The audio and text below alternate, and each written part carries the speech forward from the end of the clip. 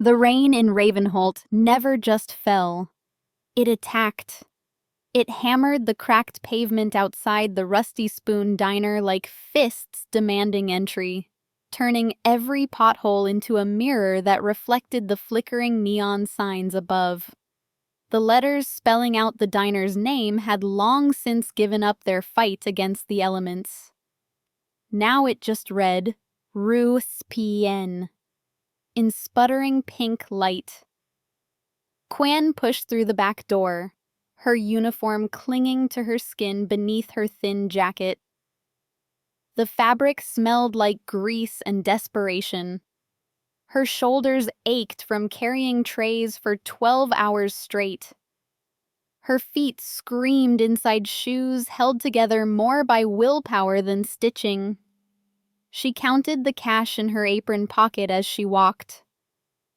$18. $18 for a double shift on a Friday night.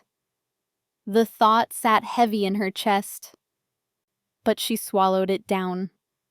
Complaining changed nothing. Bills didn't care about fairness. The alley behind the diner was a shortcut she took every night. It shaved 5 minutes off her walk home, and 5 minutes mattered when exhaustion pulled at every muscle. The brick walls on either side seemed to lean inward, creating a tunnel of shadow that the distant streetlights couldn't quite penetrate. Quyen was halfway through when she saw him. At first, she thought someone had thrown away a mannequin. The figure lay crumpled against the wet brick, limbs arranged at angles that looked wrong. But mannequins didn't wear velvet. Mannequins didn't have skin that seemed to glow faintly in the darkness. Her breath caught. She moved closer, her sneakers splashing through puddles she couldn't see. It was a boy, maybe 8 years old, maybe younger. His hair was dark, plastered to his forehead by rain, but even soaked it looked like it had been carefully cut. His clothes were extraordinary. A deep burgundy velvet jacket with silver buttons shaped like thorns. Pants made from fabric so fine it seemed to repel the water rather than absorb it. On his feet were leather boots that belonged in a museum, hand-stitched with such precision that each seam looked like artwork. Quyen dropped to her knees beside him, ignoring the cold water soaking through her jeans. She reached for his neck, searching for a pulse. Nothing. Her fingers pressed harder. Still nothing. But his skin was warm. Not just warm. Hot. Fever hot. How could someone feel this warm with no heartbeat? "Hey," she said, her voice cracking. "Hey, can you hear me?" The boy didn't move. His face was pale, almost luminescent in the dim light. There was something old about his features, something that didn't match his age, like someone had carved a child's face from ancient marble. Quyen's hands shook as she checked him for injuries. No blood, no obvious wounds. But when her fingers brushed his collar, she felt something wet and sticky. She pulled her hand back and saw her fingertips stained dark. Not red, darker than red. Her mind raced. Call an ambulance. That was the logical thing. But something stopped her. Maybe it was the clothes. Maybe it was the impossible warmth of his skin despite the lack of pulse. Maybe it was the way every instinct she had screamed that this child didn't belong to her world. That was when she noticed his hand. His right fist was clenched tight around something. Quyen gently pried his fingers open. and a heavy gold ring fell into her palm. The metal was cold, despite being clutched in the boy's hot hand. It was thick, masculine, clearly made for an adult. The band was engraved with symbols she didn't recognize. Flowing script that seemed to shift in the faint light. But set into the top was a clear section of crystal or glass, and beneath it, rendered in precise black numbers, was a phone number. Quyen stared at it. Who wore a phone number in a ring? Who made a ring like this at all? The boy's breathing was so shallow she could barely see his chest move. She had seconds to make a decision, minutes at most. She pulled out her phone. The screen was cracked, the battery at 12%. Her fingers hovered over the emergency call button. Then she looked at the ring again. This wasn't her world. Whatever this child was, whatever had happened to him, it existed in a place she couldn't see. And if she called the authorities, if she pulled normal people into this abnormal situation, something told her it would end badly. For her, for the boy, for everyone. Quyen dialed the number from the ring. It rang once, twice. On the third ring, someone answered. "Speak." The voice was male, deep, and carried a weight that made her chest tighten. It wasn't a greeting. It was a command. The single word held authority that made her feel like she was standing before a judge.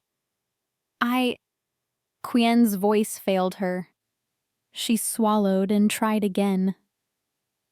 "There's a boy. He's hurt. I found him in an alley behind the Rusty Spoon on 4th Street. He's not breathing right. He has no pulse, but he's burning up and I don't know what to do." Silence. For 3 heartbeats. There was nothing but the sound of rain and her own rapid breathing. Then, "Describe him." "Dark hair, maybe 8 years old. He's wearing..." She looked down at the velvet jacket, the silver buttons. "He's wearing really expensive clothes. Old-fashioned. There's something on his collar. It might be blood, but it's too dark and I..." "Do not move."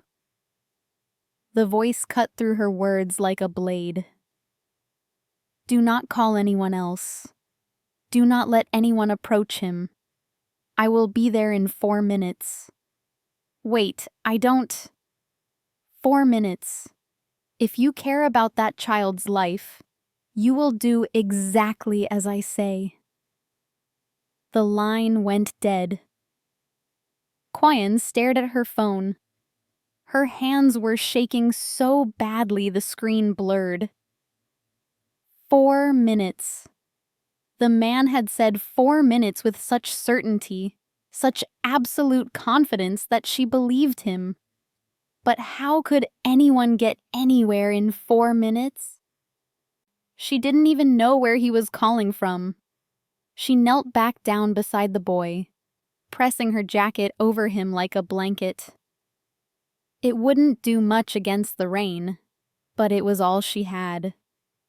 His face looked even paler now, if that was possible. His lips held a faint blue tinge. "It's okay," she whispered, though she had no idea if he could hear her. "Someone's coming. Just hold on." The minutes crawled by like hours.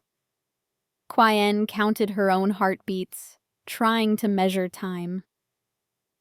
The rain intensified, turning the alley into a river. Water rushed past them, carrying cigarette butts and discarded paper toward the storm drains. Then she heard it. The sound of engines. Not one, multiple. And they were moving fast. Headlights swept into the alley, bright and blinding. Quyen threw up her hand to shield her eyes. 3 black cars slid to a stop, their tires sending up waves of water. They were sleek, expensive, the kind of vehicles that didn't belong in this part of town. The kind of vehicles that belonged to people who owned buildings, not worked in them. The doors opened in perfect synchronization. Men emerged. 6 of them, all dressed in black suits that somehow remained pristine despite the rain. They moved with precision, forming a perimeter around Quyen and the boy without a word. Their faces were hard, expressionless. Their eyes scanned the alley, the rooftops, the shadows, like they expected an attack at any moment. Then the door of the center car opened, and he stepped out. Quyen forgot how to breathe. The man was tall. Not just tall, but imposing. Built like someone who could break stone with his bare hands, but chose not to because it would be beneath him. His hair was dark, pushed back from his face, revealing features that looked carved from granite. Sharp cheekbones, a jaw that could cut glass, eyes that caught the light and reflected it back like a predator's. He wore a long black coat that moved around him like liquid shadow. Beneath it, a suit that probably had its own name and title. Everything about him screamed power. Old power. The kind that didn't need to announce itself because everyone already knew. Those eyes found her, found the boy. And something in his expression cracked. Just for a moment. Just long enough for Quyen to see genuine fear flash across that stone face. Then he was moving. He crossed the distance between them in 3 strides that should have been impossible. He dropped to his knees in the filthy water beside his son. Because this had to be his son. The resemblance was too strong to be anything else, and his hands, large and steady, went to the boy's face. Wyatt. His voice was different now, softer, broken in a way that made Quyen's throat tighten. Wyatt, can you hear me? The boy didn't respond. The man's jaw clenched. He looked up at Quyen, and she saw something in his eyes that terrified her more than anything else that had happened tonight. Gratitude. You called, he said. The ring. Quyen managed. The number was in the ring. He glanced down at the heavy gold band still clutched in her hand. His expression shifted, became unreadable. He reached out, and Quyen placed the ring in his palm. Their fingers brushed. His skin was as warm as the boy's. As warm as something that shouldn't be warm. What is your name? He asked. Quyen. Quyen Redwillow. Something flickered in his eyes. Recognition? Surprise? It passed too quickly to identify. Quyen Redwillow, he repeated, like he was testing how the words felt. I am Duane Ashforde. This is my son. You have saved his life, though you do not yet understand how, or from what. He stood in one fluid motion, the boy cradled in his arms like he weighed nothing. Wyatt's head lolled against his father's shoulder, and Duane's expression tightened. "Sir," one of the men in black said, "we need to move. Now." Duane nodded, but his eyes stayed on Quyen. She felt pinned by that gaze, like a moth in a collection. She should run. Every survival instinct she had told her to run, but her feet stayed planted in the water. "Come with me," Duane said. It wasn't a request. Quyen looked at the alley, at the distant lights of the street, at her normal life waiting just beyond this moment. "I don't understand what's happening." "I know, but you will, and you must. My son will ask for you when he wakes. He is already bonded to your scent, your voice. If you leave now, he will be inconsolable, and I cannot afford his distress, not in his condition." Quyen's mind reeled. Bonded to her scent? What did that even mean? "Please." The word sounded like it cost him, like he didn't say it often, maybe ever. "I will explain everything. You will be safe. You have my word, and that is not a thing I give lightly." Quyen looked at the boy in his arms, at the too pale face, the shallow breathing. She thought about walking away, going home to her apartment with its peeling wallpaper and broken heater, pretending tonight never happened. But she knew it was too late for that. Whatever door she had opened by dialing that number couldn't be closed.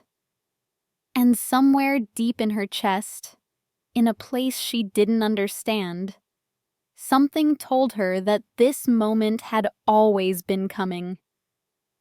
That her entire life had been a road leading to this rain-soaked alley. "Okay," she whispered. Duane's expression softened almost imperceptibly. He gestured to the center car. One of the men in black opened the door. The interior glowed with soft amber light. Leather seats, wood paneling, a world so far removed from hers, it might as well have been on another planet. Quyen climbed inside. Duane settled across from her, still holding his son. The door closed with the sound like a bank vault ceiling. The engine purred to life, and as they pulled out of the alley, leaving behind the flickering neon and the familiar streets, Quyen Redwillow left her old life behind without knowing if she would ever get it back. Chapter 2. The Velvet Cage. The drive lasted 20 minutes, but it felt like crossing into another country. The city fell away, replaced by roads that wound through dense forest. Trees older than memory pressed close on either side, their branches forming a canopy that blocked out the sky. The rain continued, but softer now, like even the weather knew to be gentle here. Quyen sat in silence, acutely aware of the man across from her. Duane hadn't spoken since they left the alley. His attention remained fixed on his son, one hand resting on Wyatt's chest, as if checking for each shallow breath. The other hand held the boy's small finger. The vulnerability in that gesture broke something in Quyen's chest. This powerful man, this person who commanded others with single words, was just a father terrified for his child. "How long has he been missing?" she asked quietly. Duane's eyes lifted to hers. In the amber glow of the car's interior, they were the color of aged whiskey. 3 days. His voice was rough. 3 days of searching every shadow, calling in every favor, threatening every contact. And he was in an alley 4 blocks from where we started. Who took him? People who want what I have. People who think taking a child will bring a kingdom to its knees. His expression hardened. They were wrong. The car turned onto a private drive marked by iron gates that swung open without anyone touching them. Beyond, the road became smooth, perfectly maintained. Gardens appeared, illuminated by subtle lighting that made the rain-soaked plants look like they were carved from jade and emerald. Then, the house appeared. Except calling it a house was like calling the ocean a puddle. Ravenholt Manor rose from the manicured grounds like something from a fever dream. Stone and glass and impossible architecture. Wings spread in 3 directions from a central tower. Gothic windows caught the light and threw it back in colors that shouldn't exist. Gargoyles perched on cornices, their mouths open in silent screams or songs. Quyen couldn't tell which. "This is where you live?" The words escaped before she could stop them. "This is where we exist," Duane corrected. "Living implies choice. We are bound here by duty, by blood, by oaths made centuries before either of us drew breath." The car stopped at the main entrance. The doors opened. Rain poured down, but within seconds someone appeared with an umbrella, holding it over Duane as he emerged with Wyatt.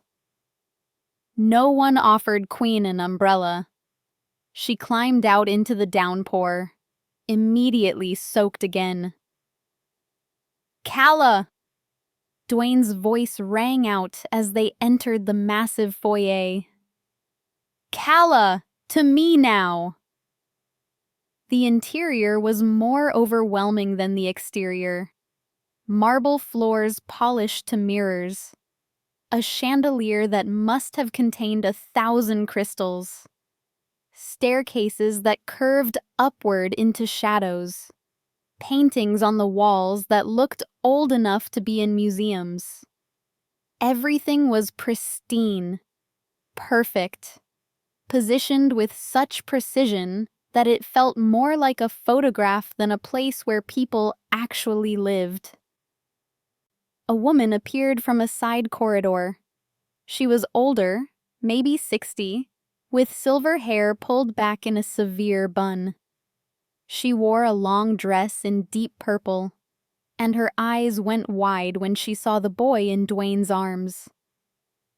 "My lord," she breathed. "Prince Wyatt. Is he alive?" "Barely." Duane was already moving toward the staircase. "Prepare the infirmary. Full diagnostic.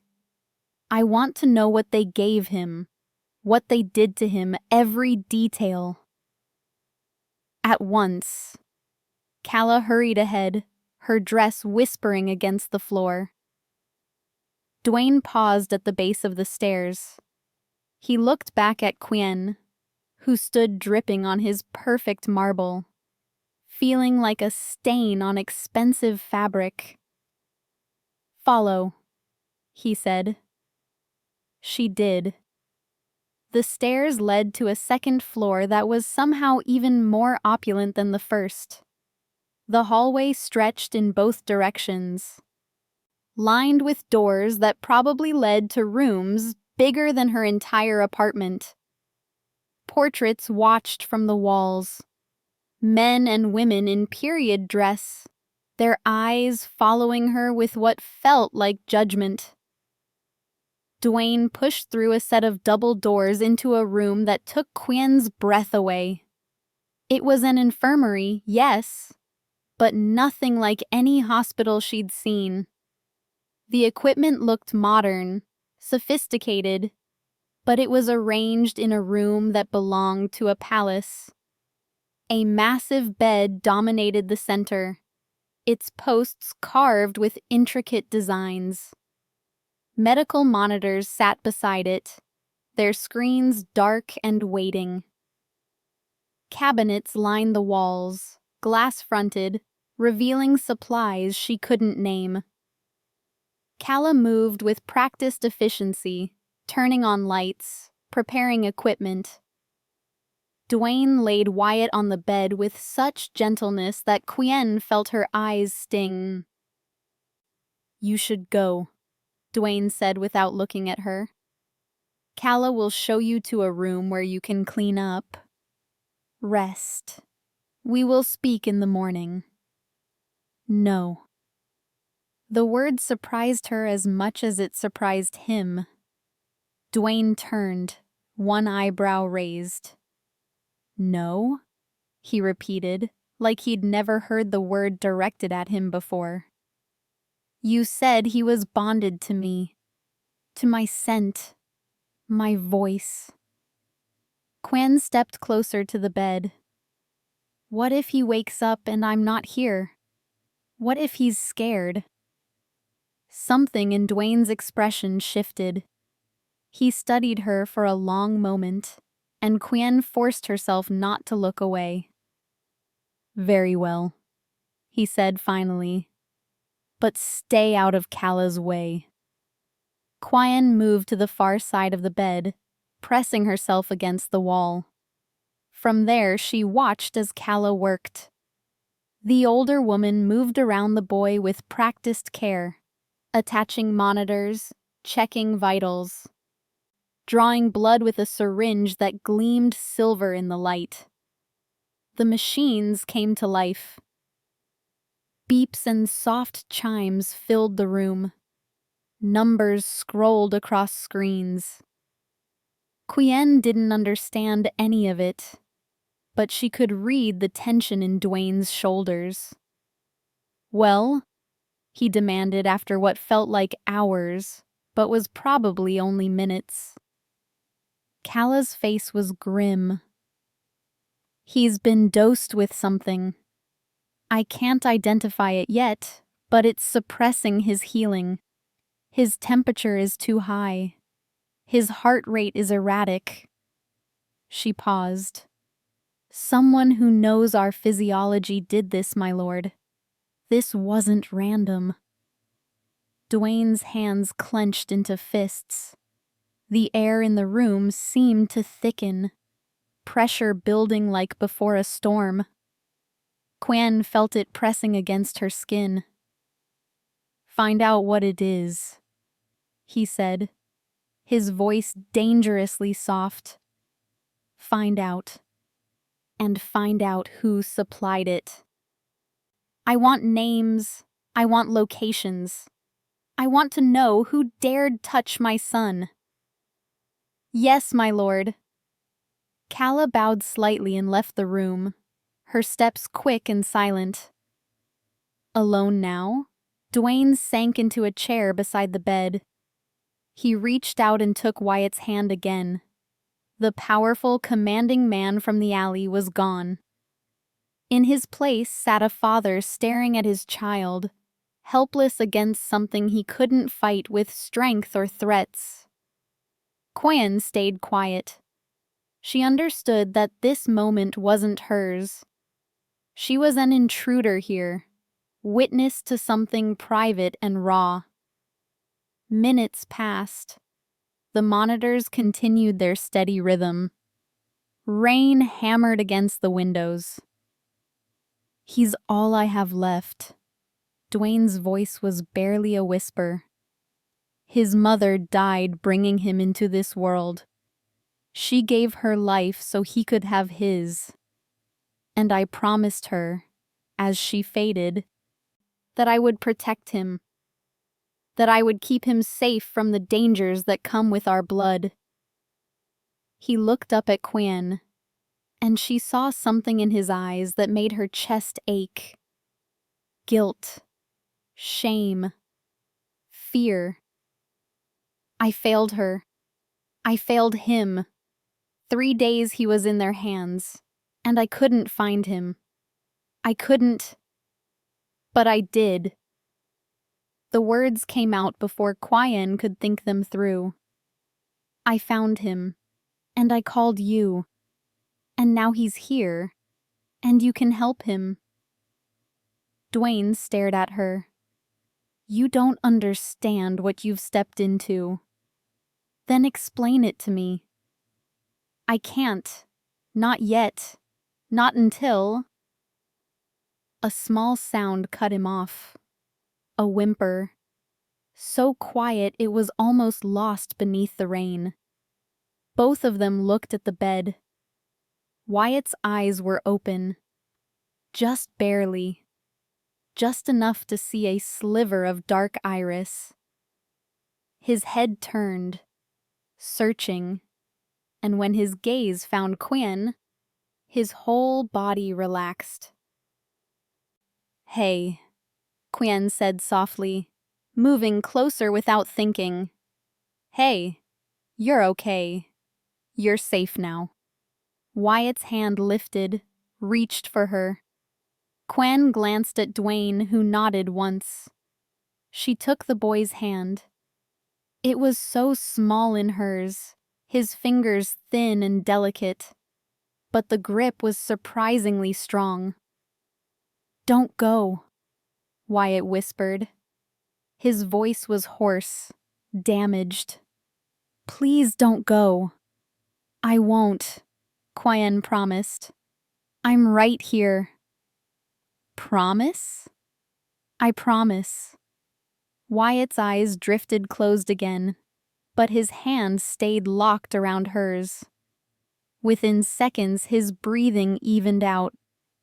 The monitors showed his heart rate slowing, stabilizing. Quyen looked up to find Duane watching her with an expression she couldn't read. It wasn't quite surprise, wasn't quite gratitude. Something more complex, more dangerous. What? She asked. He doesn't trust easily, Duane said. He's known nothing but protocol and formality his entire life. Every person around him has an agenda, a reason for their kindness. But you? He tilted his head. You asked for nothing, expected nothing. You simply helped. He's a child. He needed help. Most wouldn't have stopped. Most would have kept walking. Quyen thought about that. About the people she knew, the ones who worked at the diner. Would they have stopped? Probably not. Too risky. Too complicated. Too much like inviting trouble into their already difficult lives. But she had stopped. And now she was here, holding the hand of a vampire prince in a manner that belonged in fairy tales, while his father watched her like she was a puzzle he couldn't solve. You should rest, Duane said, standing. There's a couch. I'll have blankets brought. I'm fine. You're exhausted. I can see it in your eyes, in the way you're swaying on your feet. So are you. Duane's lips twitched. It wasn't quite a smile, but it was close. I don't sleep much. Hazard of the crown. You're a king? Alpha king. It's different, but the weight is the same. A knock at the door interrupted them. Calla entered carrying an armful of blankets and pillows, followed by another woman bearing a tray with food and water. For the girl, Calla said, her tone neutral but her eyes curious. She'll need her strength. The women arranged everything on the couch, then left without a word. Quyen stared at the spread. Fresh bread, cheese, fruit that looked like it had been picked hours ago, water in a crystal glass. Her stomach growled. She couldn't remember the last time she'd eaten. Breakfast? Maybe? Eat, Duane commanded. Then rest. I'll watch him. I told him I wouldn't leave. And you won't. You'll be 10 feet away. That's hardly leaving. Quyen wanted to argue, but her legs were shaking and her head felt like it was full of cotton. She settled onto the couch, which was softer than any bed she'd ever slept in, and picked up a piece of bread. It melted in her mouth. Rich, buttery, perfect. She ate slowly, savoring each bite, hyper-aware of Duane's gaze on her. "You worked at that diner long?" he asked. 3 years. And before that, different diner, different city. She took a sip of water. I move around a lot. Why? Because staying in one place felt dangerous. Because she'd learned early that attachments were liabilities. Because her mother had taught her to keep moving, keep changing, never let anyone look too close. But she didn't say any of that. Instead, she shrugged. Cheaper rent somewhere else. Better tips. No particular reason. Duane looked like he wanted to press further, but he didn't. Instead, he turned his attention back to Wyatt, his expression softening in a way that made him look almost human.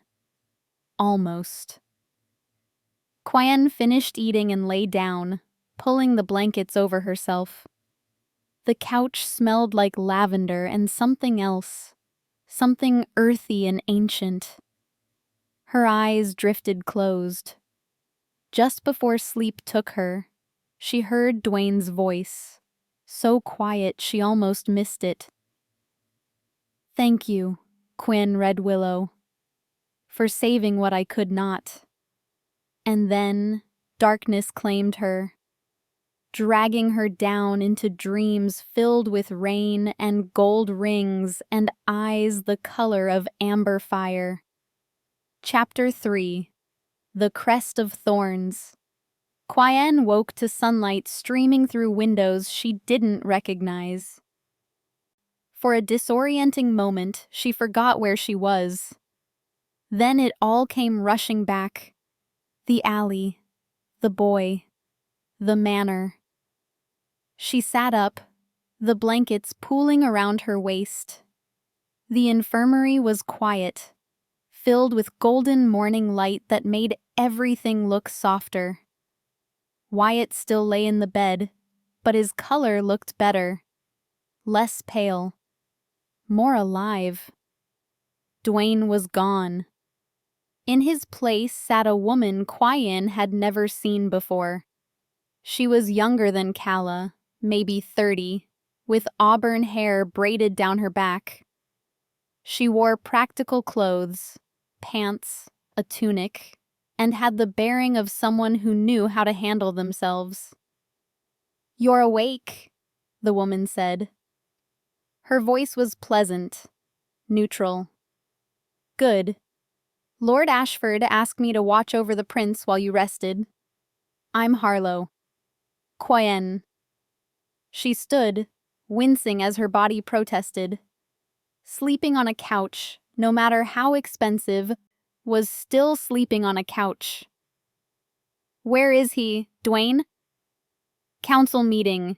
Emergency session called at dawn." Harlow's expression darkened slightly. "News of the prince's return has spread. People have questions." "What kind of questions?"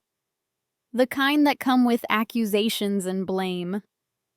Harlow glanced at Wyatt. Someone will pay for this. Lord Ashforde will make sure of it. Quyen walked to the bed. Wyatt looked peaceful now, his breathing steady. One hand rested on his chest, the other stretched out on the blanket. He looked like any normal child sleeping. But she knew better now. "What is he?" she asked quietly. "What are you all?" Harlow's eyebrows rose. "He didn't tell you?" "He said he'd explain later. Then Wyatt woke up and I was too tired to ask." "I see." Harlow stood, moving to check one of the monitors. "That's Lord Ashforde's story to tell, not mine. But I will say this. You've stumbled into something far older and more complex than you can imagine. The fact that you're still here, that you haven't run screaming, speaks well of your character. Or poorly of my survival instincts." Harlow laughed. It was a real laugh, warm and genuine. Perhaps both. The door opened. Calla entered carrying fresh clothes draped over one arm. She looked at Quyen with an appraising eye. "You need to bathe and change," she said bluntly. "Lord Ashforde wants you presentable for when the prince wakes. Those rags you're wearing are an insult to this house." Quyen looked down at her waitress uniform, still damp and stained from the alley. Calla wasn't wrong, but the dismissal still stung. "I don't have anything else." "Which is why I've brought these." Calla held up the clothes. A simple dress in deep green. Soft leather boots. Undergarments that looked like they'd never seen the inside of a discount store. "You're about the same size as Lady Ashforde was. These were hers." The temperature in the room seemed to drop. Harlow shot Calla a sharp look. "Lady Ashforde?" Quyen asked. "The prince's mother," Calla said, her voice softening slightly. "She passed 7 years ago. Her things have been preserved, but I think she would want them to be used rather than gathering dust." Quyen wanted to refuse. Taking a dead woman's clothes felt wrong, like overstepping a boundary she couldn't see. But her uniform was filthy, and she had nothing else. "Thank you," she said quietly. Calla led her down the hall to a bathroom that was bigger than her entire apartment. Marble everywhere. A bathtub that could fit 3 people. Mirrors framed in gold. Toiletries that probably had names she couldn't pronounce. 20 minutes, Calla said. "The prince will wake soon, and you promise to be there." She left, closing the door behind her. Quyen stood in the silent luxury, feeling completely out of place. She turned on the shower, and water poured from a head the size of a dinner plate. Steam filled the room within seconds. She stripped off her uniform and stepped under the water. It was perfect. Hot, but not scalding. Strong, but not painful. She stood there for long minutes, letting it wash away the grime of the alley, the diner, her entire previous existence. When she finally emerged, she felt more human, more herself. She dried off with a towel so soft it felt like a cloud, then pulled on the clothes Calla had left. The dress fit perfectly, too perfectly, like it had been made for her. The fabric moved with her, comfortable and elegant at once. The boots were the same. She looked at herself in the mirror and barely recognized the woman staring back. She looked like she belonged here, and that terrified her. When she returned to the infirmary, she found chaos. Wyatt was awake and screaming, not in pain, but in fear. He thrashed in the bed, his hands clawing at the blankets, his eyes wild. Harlow tried to calm him, but he wouldn't listen. Wyatt! Quyen rushed to his side. Wyatt, it's okay. I'm here. I'm right here. The boy's eyes found hers. He lunged forward, wrapping his arms around her waist with strength that knocked the breath from her lungs. He buried his face in her stomach and sobbed. I thought you left, he choked out between tears. I thought you were gone and I was alone again. Quyen's heart shattered. She sank onto the bed, pulling him into her lap like he was half his size. I promised I wouldn't leave. I keep my promises. They all say that. Then they go anyway. Who does? Everyone. Wyatt's grip tightened. Everyone leaves eventually. Quyen met Harlow's eyes over the boy's head. The other woman looked stricken, her hand pressed to her mouth. Whatever life this child had led, it hadn't been filled with stability or warmth. I'm not everyone, Quyen said firmly. And I'm still here. She held him while he cried, rocking slightly, murmuring nonsense words of comfort. Slowly, his sobs subsided. His breathing evened out. He didn't let go. But his grip loosened from desperate to merely tight. You smell different, he said eventually, his voice muffled against her dress. I took a bath. But still like you. Still safe. He pulled back enough to look at her face. His eyes were red-rimmed, but clearer now. Your dress is pretty. Thank you. It was your mother's. Wyatt's expression went still. He reached out and touched the fabric with careful fingers. She would have liked you, he said softly. She liked people who were kind. I'm sure she was very kind too. She was. Father says she was the kindest person he ever knew. She gave everything to protect me. Wyatt's small face scrunched up. Sometimes I wish she hadn't. Then she'd still be here. Quyen's throat closed.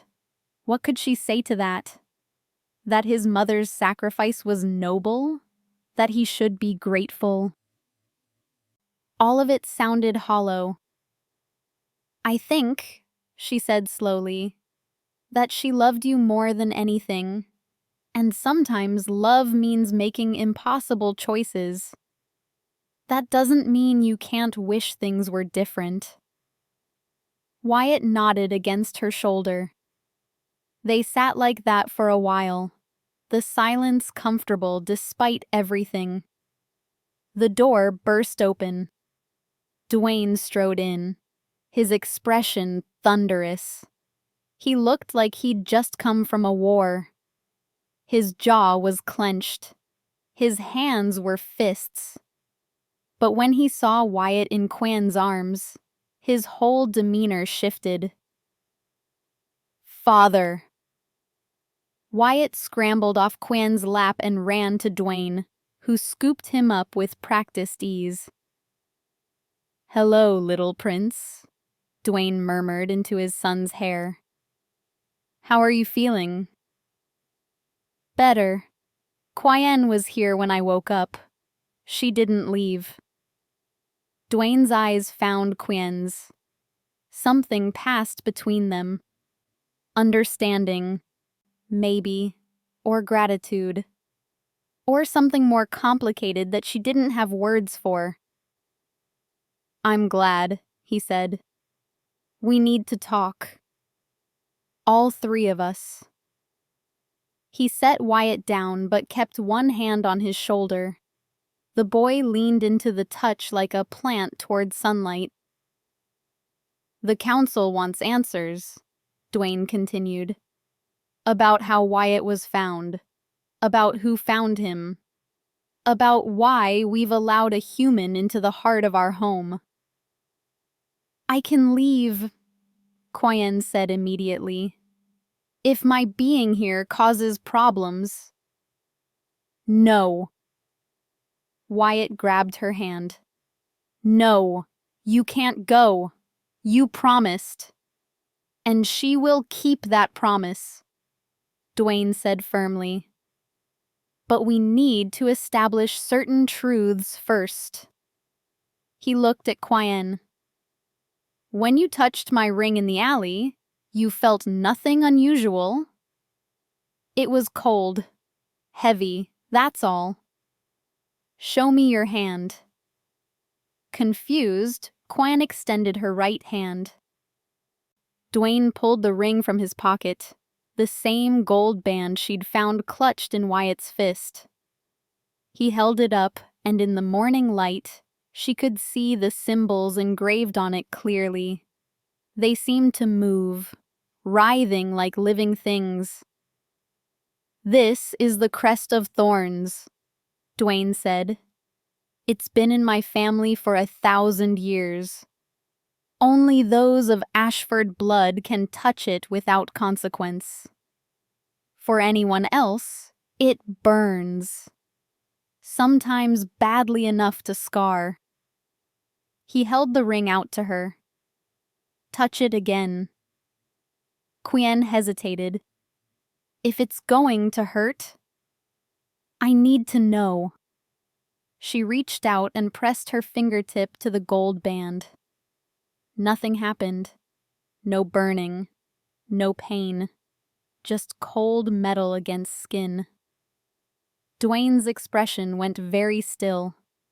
He lowered the ring, staring at it like it had betrayed him. "What?" Quyen asked. "What does that mean?" "It means," a new voice said from the doorway, "that our guest is not what she appears to be." General Thorne entered the room. He was a tall man, broad-shouldered, with silver hair and eyes like chips of ice. He wore a military uniform, dark and formal, with medals that caught the light. Everything about him screamed authority and barely controlled violence. "General," Duane said, his voice cool, "I don't recall summoning you." "The council sent me. They want to meet this miraculous human who found our prince when our entire guard could not." Thorne's gaze settled on Quyen, and she felt like he was dissecting her. "What's your name, girl?" "Quyen Redwillow." The room went silent. Harlow gasped. Duane's eyes widened fractionally. Even Wyatt looked up with interest. "Redwillow?" Thorne's voice was sharp. "As in the House of Redwillow." "I don't know what that means," Quyen said honestly. "It's just my name. My mother's name." "The House of Redwillow," Duane said quietly, "was a line of hunters. They specialized in finding and eliminating our kind. They were the best, the most feared. We thought the line died out 50 years ago. My mother wasn't a hunter. She was a waitress, like me." "Or that's what she told you." Thorne stepped closer. "What was her first name?" "Lyndon. Lyndon Redwillow." Thorne looked at Duane. The timeline fits. She would have been the right age. If she went into hiding, My mother was human, Quyen insisted. Normal.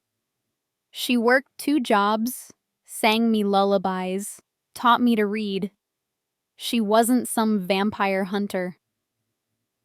Sometimes, Duane said gently, the people we love hide things to protect us. No! Quyen backed toward the door. No, this is insane. I found a hurt child. I called for help, that's all. I don't have any special blood or powers or whatever you think. I'm just scared. Wyatt pulled away from his father and took Quyen's hand again.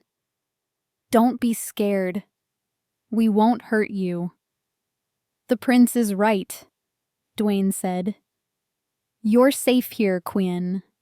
But we need to understand what you are. For everyone's protection, including yours.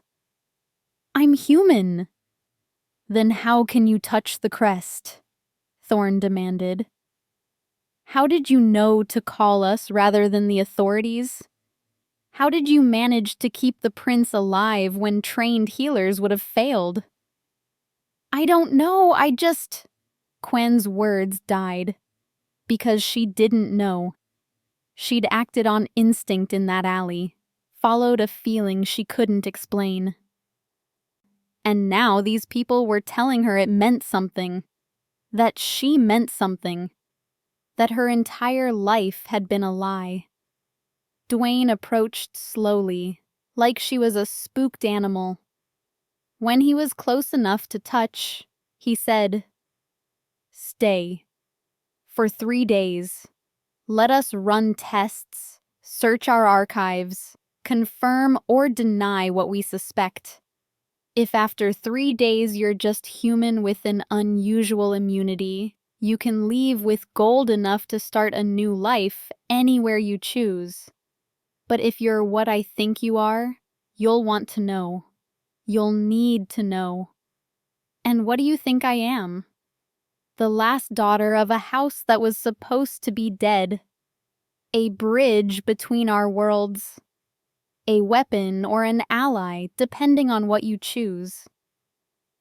His eyes held hers. A miracle, perhaps.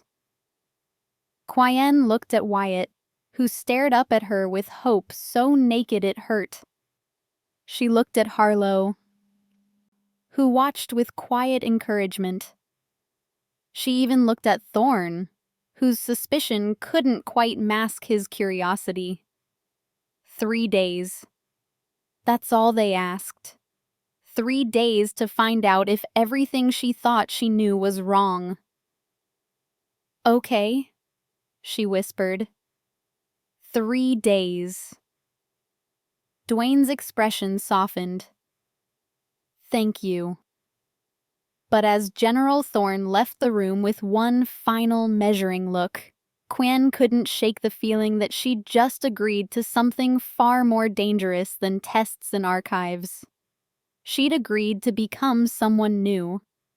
And whoever that person was, she wouldn't be the waitress from the Rusty Spoon anymore. Chapter 4. Shadows of Redwillow.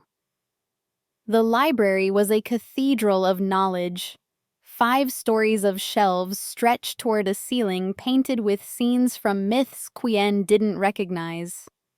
Ladders on rails allowed access to the higher levels. Reading nooks were tucked into alcoves, each with its own window looking out over the grounds. The smell of old paper and leather filled the air like incense. Quyen had been exploring for 2 hours, allowed to wander freely while Duane attended to what he called damage control with the council. Wyatt had fallen back asleep under Calla's watchful eye, his body still fighting whatever poison lingered in his system. So she was alone. Alone with more books than she'd seen in her entire life. Most were written in languages she couldn't read. Latin, maybe, or something older. But she'd found a section of journals, handwritten accounts that used English or something close to it. She pulled one down at random and settled into a velvet chair worn soft by centuries of use. The journal belonged to someone named Marcus Ashforde. The date on the first entry made her blink. 1712. Over 300 years ago. The hunts grow bolder. They no longer wait for cover of night. 3 of my people were taken in broad daylight, dragged into the square and set ablaze while the crowd cheered. They call us demons, abominations, as if we chose this existence rather than were born to it. Quyen flipped through the pages. More entries, more hunts. Marcus described ambushes, traps, losses. But one name appeared again and again. Redwillow. Edmund Redwillow led the raid tonight. He's the worst of them all. Smart. Patient. He knows our patterns, our weaknesses. His family has been hunting us for generations. They pass down knowledge like heirlooms. Silver, ash, obsidian. All the ways to hurt us, to kill us, to make us suffer. Her hands shook. She set the journal aside and pulled down another. Different handwriting, different time period. But the same name appeared. The Redwillow matriarch has a new weapon. Some kind of blade that doesn't just wound us, it poisons. 3 of our fighters died screaming. We can't heal from it. We can't stop it. She's changed the game, and we're losing. Another journal, another century, another Redwillow. Today we made peace with Quyen Redwillow. She came alone, unarmed, and offered terms. Her house would cease hunting if we agreed to stay in the shadows, to never turn humans, to police our own. It was humiliation, but it was survival. Lord Ashforde signed the treaty. The war is over, for now. Quyen set the journal down and pressed her hands to her face. Her family, her blood. They'd hunted these people for centuries, killed them, terrified them. And now she was sitting in their library, wearing their clothes, protected by their king. "Heavy reading?" a voice asked. She looked up to find Harlow leaning against one of the shelves, a knowing expression on her face. "Did you know?" Quyen asked. "When you met me this morning, did you know about my name? About what it meant?" I suspected. The Redwillow line is part of our history. Every child learns about them, about the Great War, about the treaty. Harlow moved closer, settling into the chair across from Quyen. But the last confirmed Redwillow died in a car accident 50 years ago. We thought the line was extinct. My mother never mentioned any of this. She never said we were hunters, or that vampires were real, or that our family had this whole history. Maybe she wanted to protect you. Maybe she thought if you didn't know, you'd be safe. Safe from what? From both sides. Harlow's expression was serious. If the vampire community knew a Redwillow survived, some would want revenge. If the human hunters knew, they'd want to recruit you, use you. Your mother gave you the gift of ignorance. Quyen laughed bitterly. Some gift. Now I'm here. in the middle of everything she tried to keep me from. Fate has a sense of humor. They sat in comfortable silence for a moment. Then Quyen asked, "What happened to Wyatt's mother? Really?" Harlow's expression shuddered. "That's not my story to tell. Everyone keeps saying that, but I'm supposed to trust you all, supposed to stay here, supposed to accept that my whole life was based on lies. The least you can do is tell me the truth about one thing." Harlow studied her for a long moment. Then she sighed. "Lady Ashforde was human, like you. Duane fell in love with her anyway, despite every law, every tradition that said it was forbidden. They married in secret. When she became pregnant, the pregnancy was difficult. Impossible, really. Human bodies aren't meant to carry our young. The healing factor we pass on is too strong. It's like growing a parasite that keeps the host alive but drains them constantly."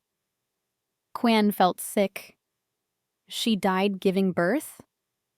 She fought for 7 months, longer than anyone thought possible. But in the end, her body just couldn't sustain both of them. She made Duane promise to save the baby, to choose Wyatt if it came to that. Harlow's eyes were distant. "I was there when it happened. I saw Duane hold his son for the first time while his wife's body went cold beside him. He didn't cry, didn't scream. He just looked at Wyatt and said, 'You'd better be worth it.' And then he became the coldest, hardest man I've ever known. Because being soft had cost him everything. But he loves Wyatt. More than life. That boy is all he has left of her. If something happened to him..." Harlow shook her head. "There wouldn't be enough of this world left to bury when Duane was done with it." The door to the library opened. General Thorne entered, his expression as cold as it had been in the infirmary. Behind him came 2 guards in the same dark uniforms. "Miss Redwillow," Thorne said formally. "The council wishes to speak with you." Queen stood. "Now?" "Now." His tone left no room for argument. Harlow rose as well. "I'll come with..." "Alone." Thorne's voice was ice. "Council orders." Quyen's stomach dropped, but she forced herself to nod.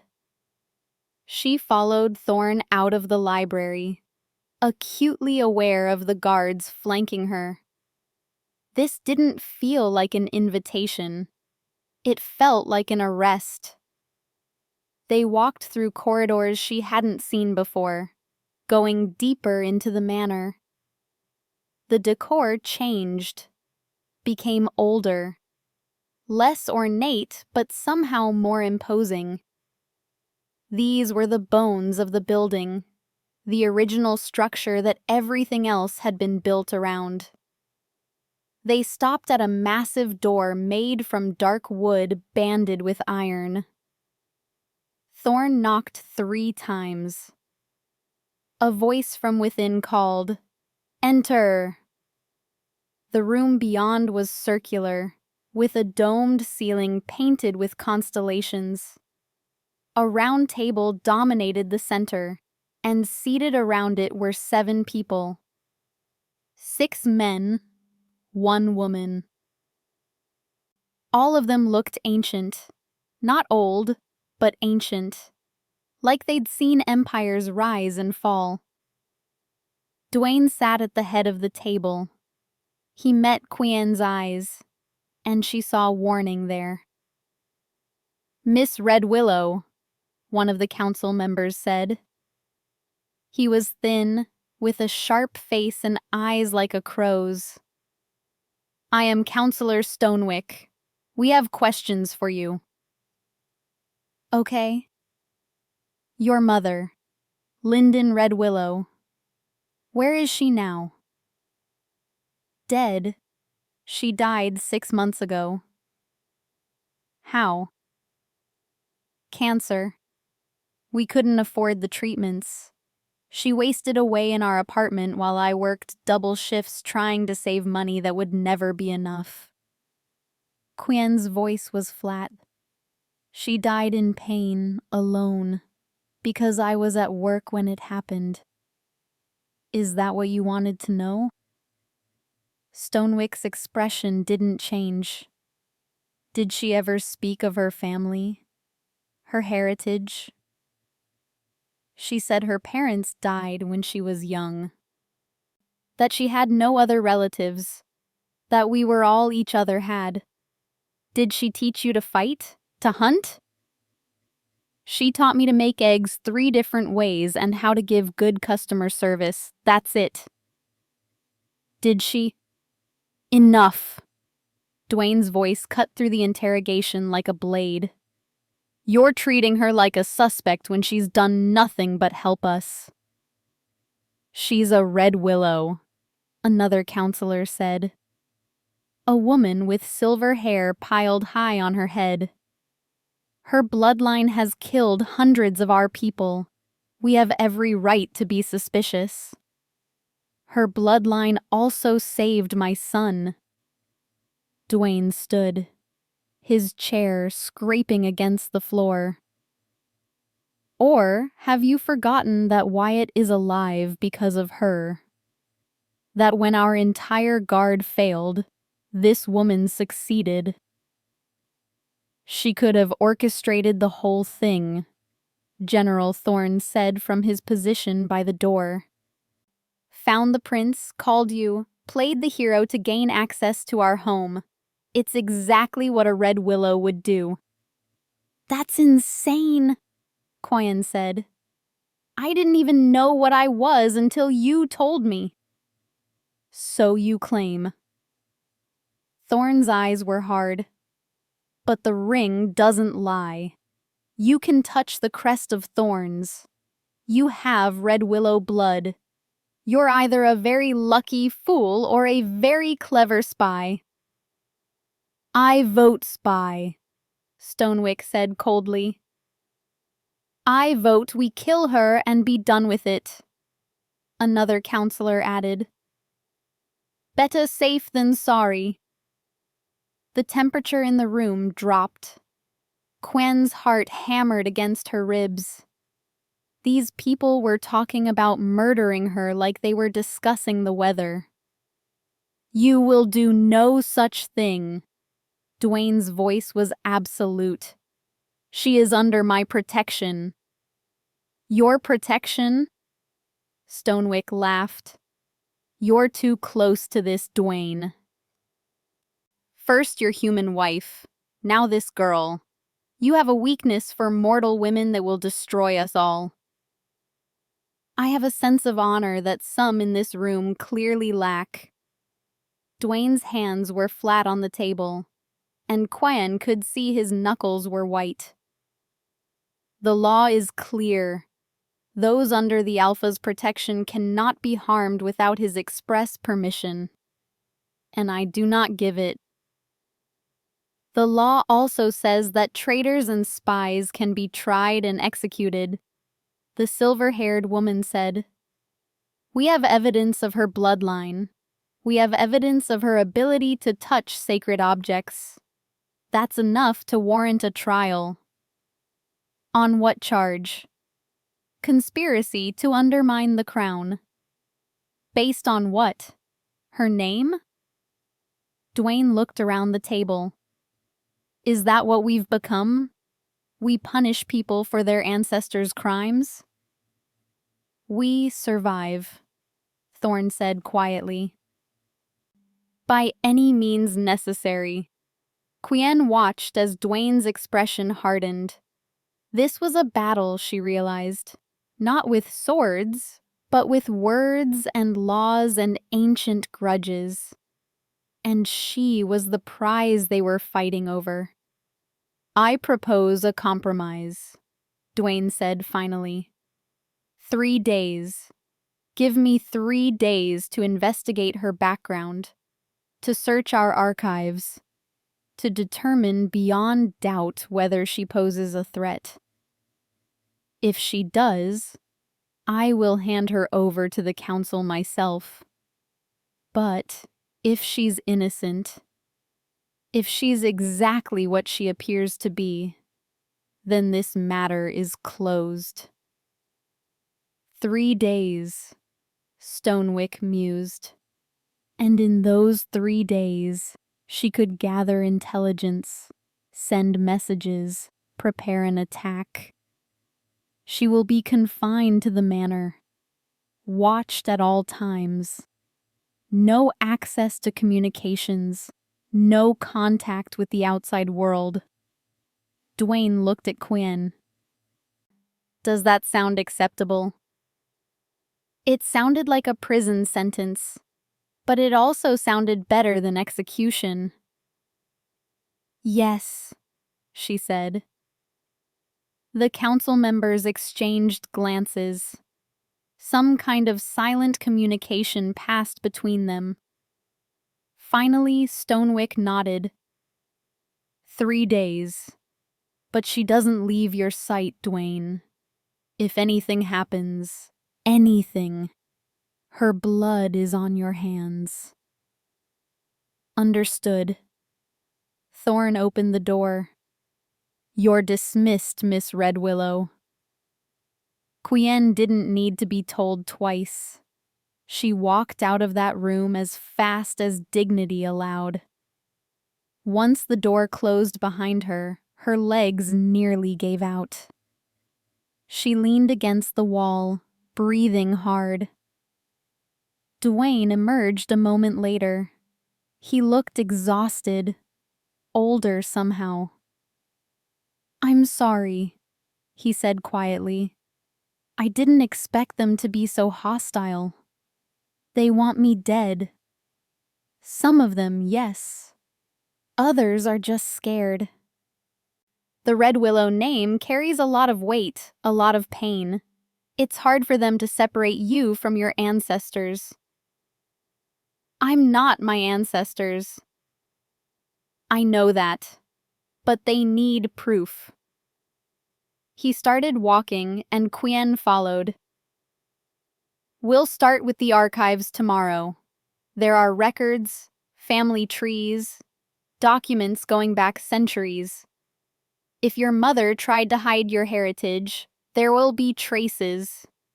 And if we can prove she cut ties with the hunters, that she chose a different path, it might be enough to sway the council.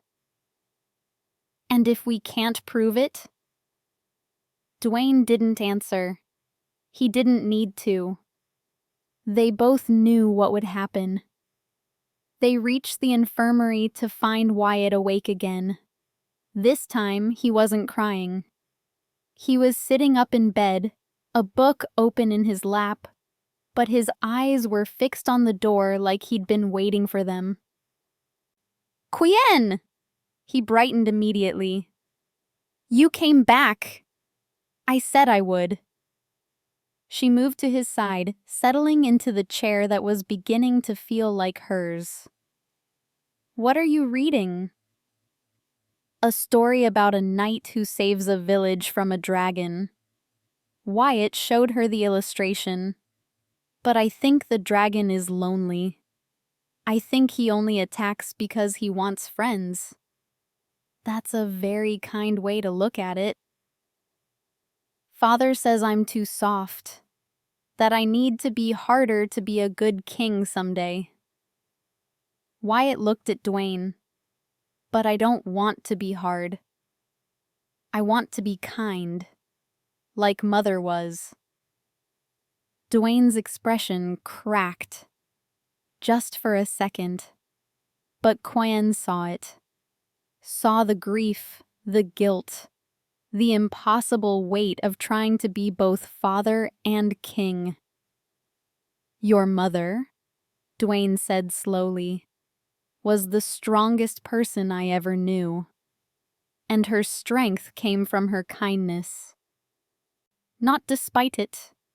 Don't let anyone tell you otherwise. Wyatt beamed. Then he yawned, the book sliding from his hands. Sleep, Duane commanded gently. You need your strength. Will you both be here when I wake up? Duane looked at Quyen. She nodded. We'll both be here, he promised. Wyatt's eyes drifted closed almost immediately. Within seconds, his breathing evened into sleep. Quyen and Duane sat in the quiet, the only sound the boys' gentle breaths and the distant rain that had started up again. He trusts you, Duane said eventually. Completely. I haven't seen him attached to anyone like this since... His mother? Yes. Duane ran a hand through his hair. It should terrify me. Logically, I know it should. You could be dangerous. You could be exactly what Thorne thinks. But when I see him with you, when I see him smile for the first time in days, I can't bring myself to care about logic. That's because you're a good father. I'm trying to be. It's harder than being a king. He looked at her. Thank you. For staying. For not running when you had the chance. Where would I run to? Back to the diner? Back to my life? Quyen shook her head. That life feels like it belonged to someone else. And even if I wanted it back, I couldn't leave him. Not now. I promised. Promises matter to you. They're all I have. All my mother left me. She made me promise to always be kind, to always help when I could, to never turn away from someone in need, even if it cost me. Quyen smiled sadly. I guess she knew I'd end up in situations like this. Maybe she did. Maybe that's why she taught you those things. To prepare you for a world you didn't know existed. They fell into silence again, but it wasn't uncomfortable. It felt like a truce, an understanding. And when Quyen finally dozed off in her chair, too exhausted to move, Duane draped a blanket over her shoulders with hands that were surprisingly gentle. She was safe here, at least for 3 more days. After that, who knew? Chapter 5. The Lullaby Code. The archives were buried deep beneath the manor. Quyen followed Duane downstairs that seemed to descend forever, each level colder than the last. The walls changed from finished stone to rough-hewn rock. This was the foundation, the ancient heart of the estate. At the bottom, a massive vault door stood open. Beyond it, rows of shelves stretched into darkness. Documents, scrolls, books, all preserved in climate-controlled perfection. Every birth, death, marriage, and treaty for the last 800 years is stored here, Duane explained as they entered. If your mother existed in our world, we'll find proof. They'd been searching for hours. Harlow had joined them, along with a record keeper named Ellis who knew the archive system. But so far, they'd found nothing. No mention of Lyndon Redwillow. No records of the Redwillow house after the treaty was signed. It's like they vanished, Ellis said, frustration clear in their voice. One year they're active hunters, well documented. The next, nothing. No deaths recorded. No emigration. Just gone. People don't just disappear, Duane said. There has to be something. Quyen had stopped paying attention to the search. Instead, she'd wandered to a section labeled Personal Effects. Items from prominent families. Preserved for posterity. She didn't know what drew her there. Instinct, maybe. Or something deeper. There was a box marked with a symbol she recognized. The same symbol that had been on the journals in the library. A willow tree, its branches dripping what looked like blood. Redwillow. "I found something," she called out. The others rushed over. Duane lifted the box onto a table and carefully opened it. Inside were personal items. A hairbrush with strands of auburn hair still caught in the bristles. A locket. A journal bound in cracked leather. And a small music box. Quyen reached for the music box without thinking. It was made of dark wood, carved with the same willow symbol. She wound the key on the side and opened it. A melody began to play. Simple, haunting, and achingly familiar. "That's..." Quyen's voice broke. "That's the lullaby my mother sang to me. Every night. The same tune." Harlow leaned closer. "Are there words?" "Yes." Quyen closed her eyes and sang softly.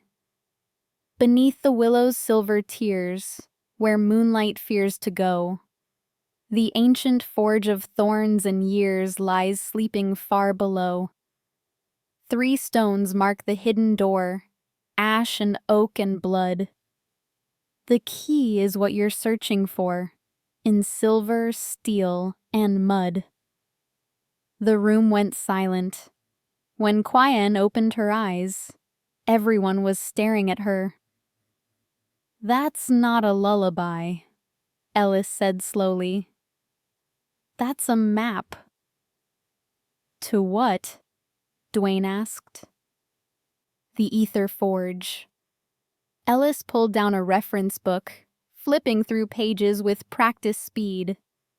"It's a legend. A place where the original silver weapons were made. The ones that can kill us permanently. According to myth, the Redwillow family discovered its location but kept it secret, even from other hunters. They wanted to maintain their monopoly on the most effective weapons. And my mother encoded the directions in a children's song. Not just any song. A safety protocol. Duane took the music box, examining it closely. If the knowledge was too dangerous to speak openly, she hid it where no one would think to look, in a mother's lullaby. "But why teach it to me?" Quyen demanded. "I was a child. I didn't need to know where some ancient forge was." "Maybe she thought you would. Someday." Harlow picked up the journal from the box. Or maybe she was afraid the knowledge would die with her, and she wanted to preserve it. "We need to check this," Duane said decisively. "If the forge is real, if it's still operational, we need to secure it. The last thing we need is modern hunters finding it and mass-producing silver weapons." "I'll organize a scouting party," Harlow offered. "No." Duane looked at Quyen. "She comes with us. If the song is the map, she's the only one who knows it by heart." Absolutely not, a voice said from the archive entrance. General Thorne stood there, flanked by 3 guards. His expression was thunderous. You cannot take a Redwillow to the location of the most dangerous weapons in existence, he continued. It's suicide. She's under my protection, Duane said coldly. And she goes where I say. Your protection? Thorne laughed. You're blinded by sentiment. First your human wife, now this girl.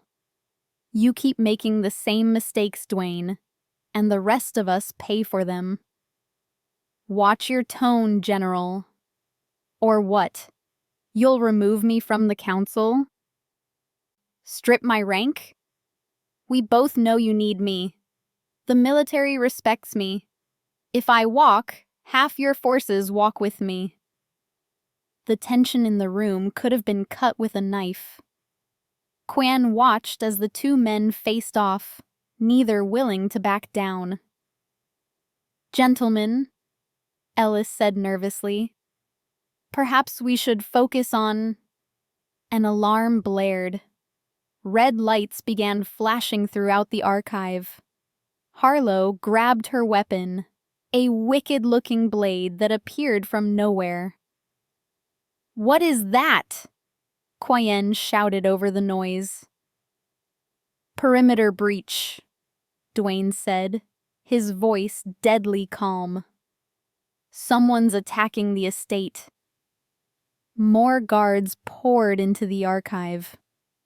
Thorne began issuing orders, his voice cutting through the chaos with military precision. Duane grabbed Quyen's arm. Stay close to me. Don't leave my sight. They ran back up the stairs, taking them 3 at a time. When they emerged into the main house, chaos greeted them. Servants were fleeing. Guards were taking defensive positions. And through the windows, Quyen saw figures moving in the gardens. Hunters. Dozens of them. Armed with crossbows, blades, and weapons that glowed with an unnatural light. How did they find us? Harlow demanded. Someone told them. Duane's eyes went to Thorne. Someone who knew exactly when to strike. You dare accuse me? Thorne roared. I've served this house for 200 years. And maybe you decided 200 years was enough. Duane drew his own weapon, a sword that seemed to drink in the light. We'll discuss your loyalty later. Right now, we fight. An explosion rocked the east wing. Glass shattered. Smoke poured in. Through it, Quyen saw them coming. Men and women in tactical gear, faces covered, moving with professional efficiency. Wyatt, she gasped. He's in the infirmary. I'll get him, Harlow said immediately. You too? Another explosion, this one closer. The floor buckled. Quyen stumbled and Duane caught her, pulling her against his chest. The prince, a voice shouted. Find the prince. That's the primary objective. They weren't here to attack the estate. They were here for Wyatt. Harlow, go, Duane commanded. Get him to the safe room. Now! Harlow disappeared into the smoke. Duane pushed Quyen behind him as the first wave of hunters entered the main hall. Duane Ashforde, one of them called out. The Alpha King himself. What an honor. The man removed his mask. He was young, maybe 30, with cold eyes and a smile that didn't reach them. He carried a crossbow loaded with silver bolts. "I don't know you," Duane said. "Grayson Crowhaven, but you knew my father. He was part of the team that hunted your wife's family. Small world." Duane's expression went deadly. "You have 10 seconds to leave my home. 9. 8. "I don't think so. You see, we've been hired to collect the young prince. Apparently, someone wants him very badly. They're willing to pay enough gold to set my organization up for a century." "Who hired you?" Now that would be telling. Grayson raised the crossbow. "Nothing personal, Your Majesty, just business." He fired. The bolt flew toward Duane's heart. Quyen didn't think. She just moved. She'd never moved that fast in her life. One moment she was behind Duane. The next, she was in front of him, her hands raised. And somehow, impossibly, she caught the bolt. It burned, silver against her skin. But she held it, the metal searing her palms, and she didn't let go. Grayson's eyes widened. "What?" Quyen threw the bolt back. It wasn't aimed. It wasn't controlled. But it flew true anyway, embedding itself in Grayson's shoulder. He screamed, stumbling backward. "She's a Redwillow!" one of the other hunters shouted. "The last Redwillow! Get her!" Suddenly, all the crossbows were pointed at Quyen. She stood there, hands burned and bleeding, and realized she'd just made herself the target. Duane moved like liquid death. His sword became a blur. 3 hunters went down before they could fire. The others scattered, seeking cover. "To me!" Duane's guards flooded the hall, engaging the hunters in brutal close combat. Duane grabbed Quyen and pulled her toward a side corridor. "Can you fight?" "I don't know how." "Then learn fast." He pressed a dagger into her hands. It was smaller than his sword, the blade inscribed with symbols that glowed faintly. "Silver won't hurt you as much as it hurts us. Use that. Aim for throats, hearts, anything vital. Don't hesitate. Don't show mercy. These people came to take a child. They deserve none." Quyen's hands shook. "I can't. You just caught a bolt meant to kill me. You can do anything." His eyes burned into hers. "I need you to survive this. Wyatt needs you. Can you do that?" She thought about the boy sleeping upstairs. About his trust, his hope. About the promise she'd made. Yes. Good girl. They ran. Through corridors, past fighting, over bodies that Quyen tried not to look at. The manor had become a war zone. Smoke obscured everything. The sound of steel on steel. Screams, explosions. It all blended into a nightmare symphony. They reached the infirmary to find Harlow fighting off 4 hunters. Wyatt was pressed against the wall, his eyes wide with terror. When he saw Quyen, he ran to her. "I've got him!"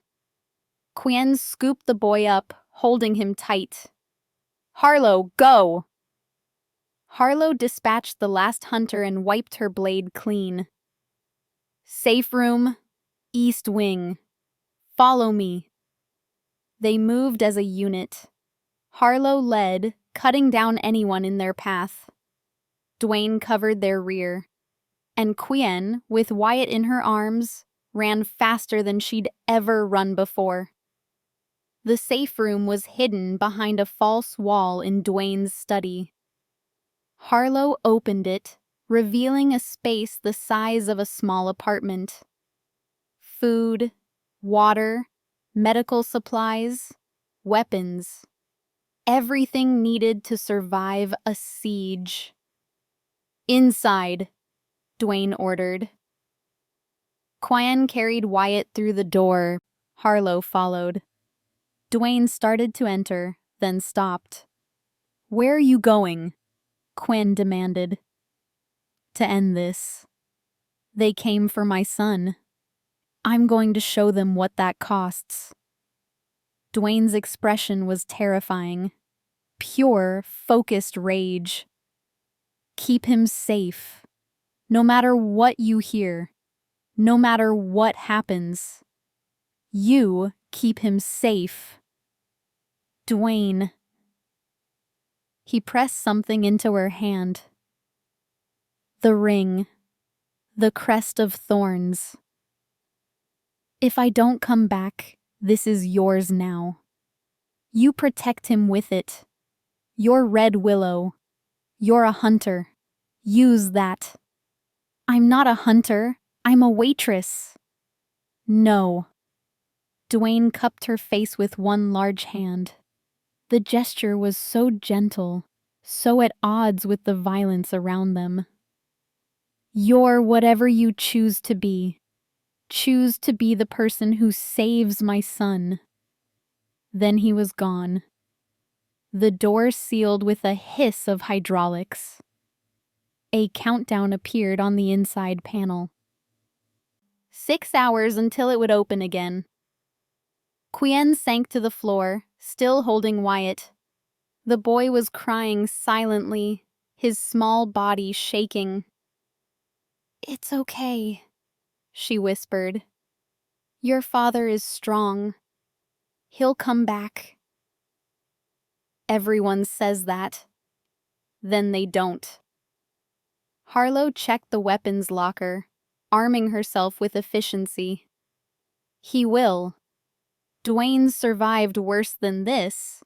He's got 800 years of experience, and a very good reason to live. She nodded at Wyatt. Then her eyes went to Quyen. "That was impressive, what you did with the bolt." "I don't know what happened. I just moved." "Redwillow instinct. It's in your blood. Your ancestors trained for centuries to fight our kind. That kind of skill doesn't just disappear. It waits." Harlow sat across from her. "Your mother was probably the same, hiding what she was. But when she needed it, the training was there. She never fought anyone. That you saw. But if she was running from the Redwillow legacy, she must have fought to escape it. Must have fought to keep you hidden." Quyen looked at the ring in her hand. Heavy, gold, inscribed with power she didn't understand.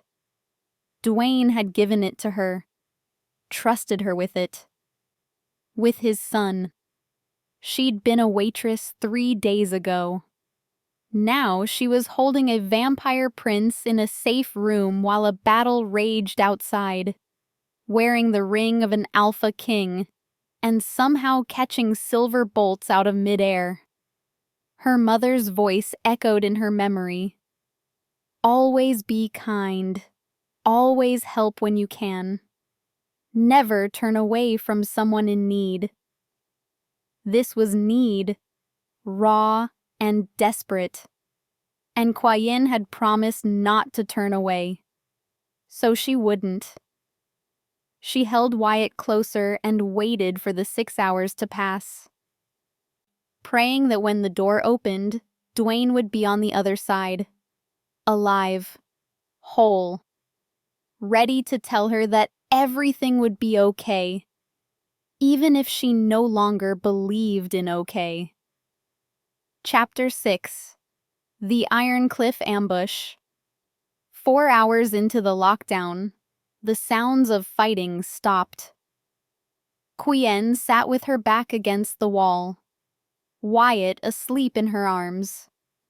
The boy had finally cried himself out, his face blotchy and swollen. He'd asked for his father 17 times. Each time, Quyen had promised Duane would come back. Each time she'd felt like a liar. Harlow paced like a caged animal, checking the door every few minutes. The safe room had no cameras, no way to see outside. They were blind. "He's fine," Harlow said for the dozenth time. "Duane's fine. He's probably already won. He's probably standing outside right now, waiting for the timer to finish." "You don't know that." "I know him. I've fought beside him for 80 years. He doesn't lose." But Harlow's hands were shaking. Quyen shifted Wyatt's weight, trying not to wake him. Her burned palms throbbed. The skin had blistered where she'd caught the silver bolt, but it was already healing. Faster than it should. Another impossibility she didn't understand.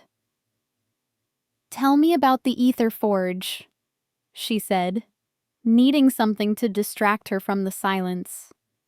"What Ellis said. Is it really real?" "As far as we know." Harlow stopped pacing and sat down. "The Redwillow family found it 300 years ago. A place where silver weapons could be made that wouldn't just wound us. They'd kill us permanently. No healing, no resurrection. Final death." "How does that work?" "Regular silver hurts us, poisons us, but we can heal from it if it's removed quickly enough. The weapons from the Ether Forge are different. They're forged with our blood, our essence. They recognize us on a molecular level and unravel our ability to heal. One cut from an ether blade, and we're as mortal as humans." Quyen felt sick. "My ancestors made weapons out of your blood?" "Not willingly. They captured our people, drained them, used them like raw materials." Harlow's voice was bitter. "It's part of why the hatred ran so deep. It wasn't just hunting. It was harvesting." "I'm so sorry." "It wasn't you. It was them. You can't apologize for ancestors you never knew." "But their blood is in my veins. Their instincts are in my body. When I caught that bolt, I wasn't thinking. I just moved, like I'd been trained." Quyen looked at her scarred palms. "What if I'm dangerous? What if being around me puts Wyatt at risk?" "Then you would have hurt him already. You've had dozens of chances. Instead, you've protected him." Harlow leaned forward. "Blood doesn't make you who you are. Choices do. You chose to help a dying child. You chose to stay when you could have run. You chose to stand between Duane and a silver bolt. Those choices define you, not your last name." The timer hit 0. The door hissed open. Duane stood on the other side, covered in blood. His sword dripped. His coat was shredded. But he was alive.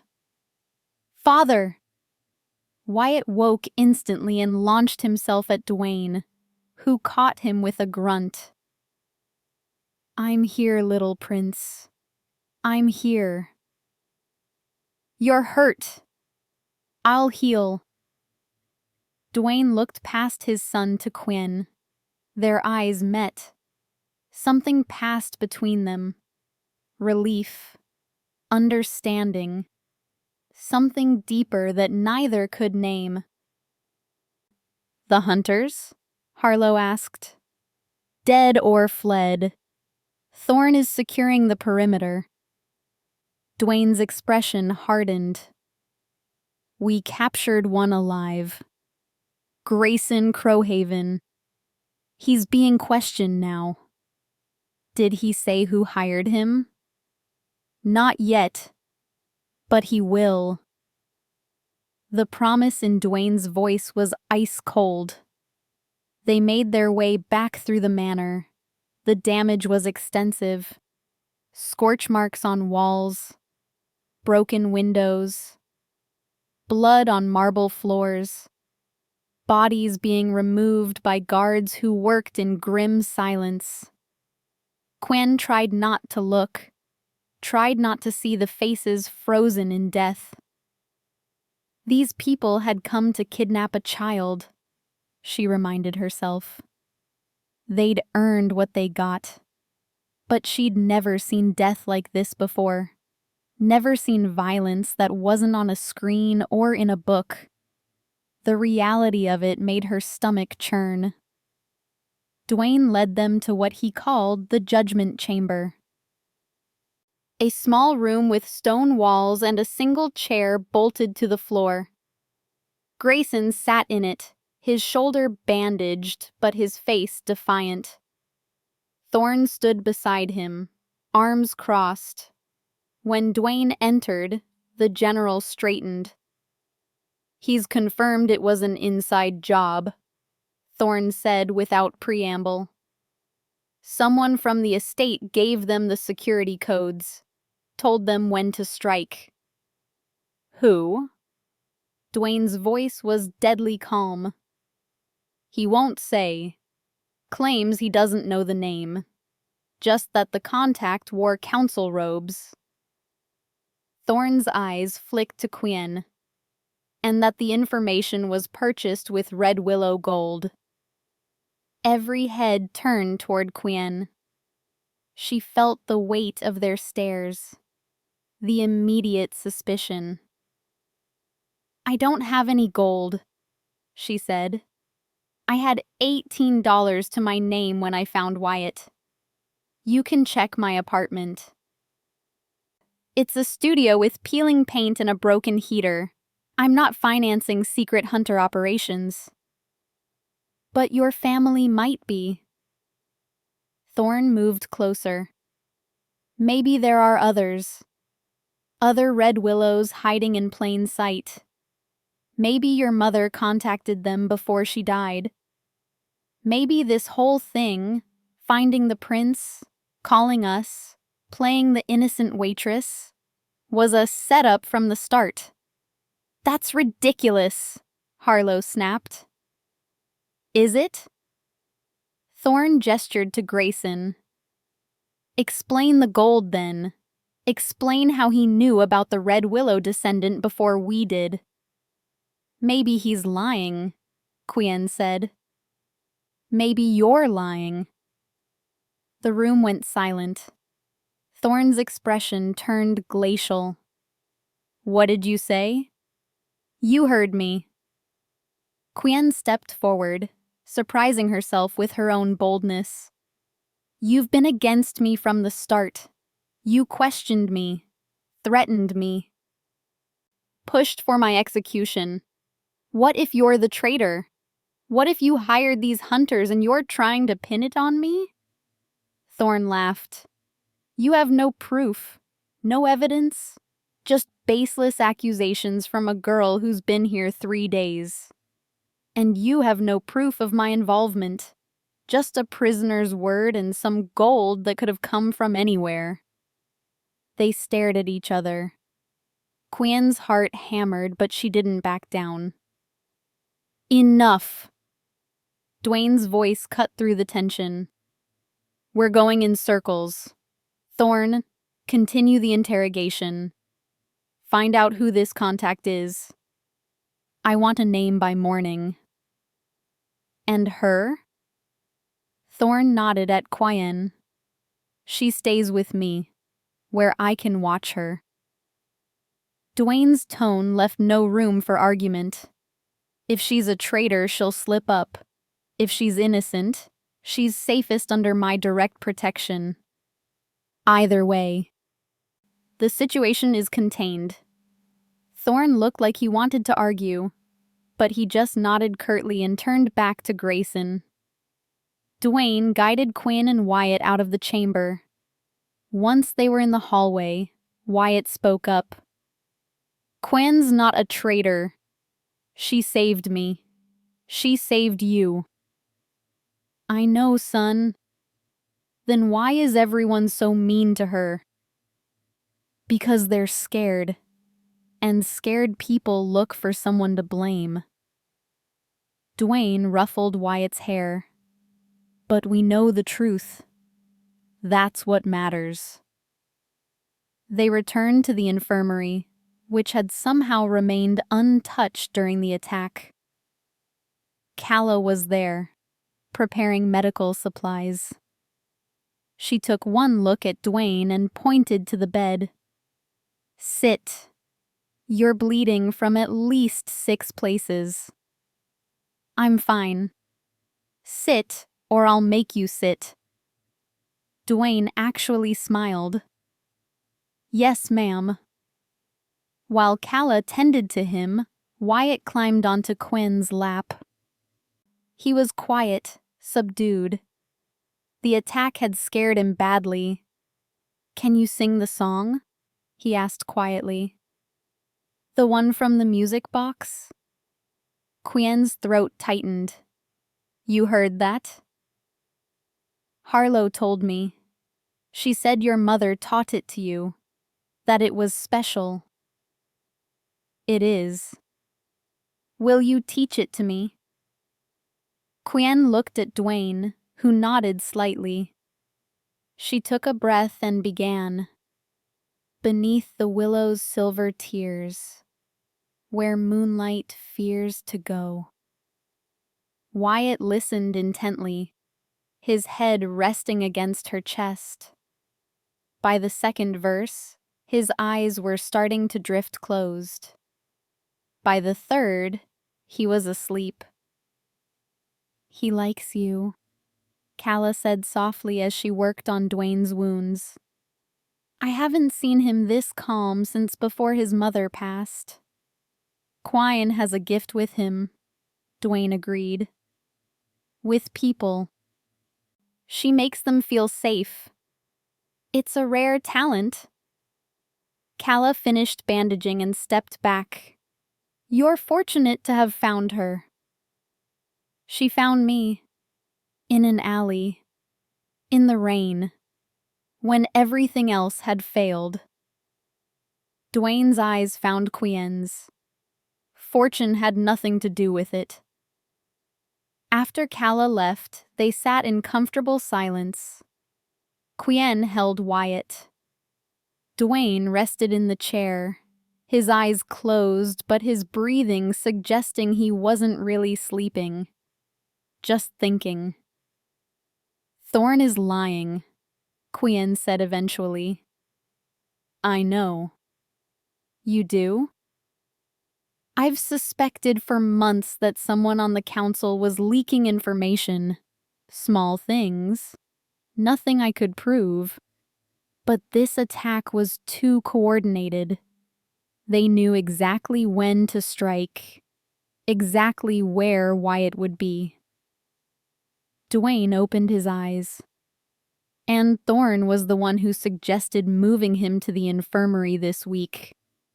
Said it would be safer during the council meetings. So we set it up. It looks that way, but I still need proof. Without it, he has the military's loyalty. If I accuse him and I'm wrong, it could split the kingdom. If I accuse him and I'm right but can't prove it, same result. Then we get proof. Duane raised an eyebrow. We? I'm involved now, whether I want to be or not. And I'm tired of being treated like a suspect when I've done nothing but help. Quyen settled Wyatt more comfortably. Use me. Let Thorne think I'm a threat. See if he tries something. Absolutely not. You're not bait. I am if it keeps Wyatt safe. If Thorne is a traitor, he'll come after me eventually. Better to be ready for it than caught off guard. Duane studied her for a long moment. You've changed, he said quietly. The frightened waitress from the alley is gone. She had to be. This world doesn't have room for frightened waitresses. Quyen met his gaze. Only survivors. Then we'll make you a survivor. Duane stood and extended his hand. Starting tomorrow, you learn to fight. Really fight. No more instinct. No more luck. I'm going to teach you to be what your blood says you are. Quyen took his hand. It was warm, strong, certain. A hunter? A protector. Duane pulled her to her feet gently so as not to disturb Wyatt. The difference matters. And standing there in the infirmary, the boy sleeping between them. Quyen felt something shift. She wasn't just protecting Wyatt anymore. She was protecting all of them. And she'd do whatever it took to keep them safe. Even if it meant becoming someone she didn't recognize. Even if it meant hunting the hunters. Chapter 7. The King's Justice and the New Dawn. Training began at dawn. Duane led Quyen to a courtyard hidden deep in the manor's grounds. The space was surrounded by high walls, private and secure. Weapon racks lined one side. Training dummies stood at attention like silent soldiers. Your instincts are good, Duane said, handing her a practice sword. But instincts alone won't save you in a real fight. You need technique, control. Quyen hefted the sword. It was lighter than she expected, but still awkward in her grip. I don't know anything about swords. Then we start with basics. Duane drew his own blade. Stance, balance. The way you hold the weapon tells me everything about whether you'll survive the next 30 seconds. He spent the next hour correcting her grip, her footing, her posture. It was frustrating work.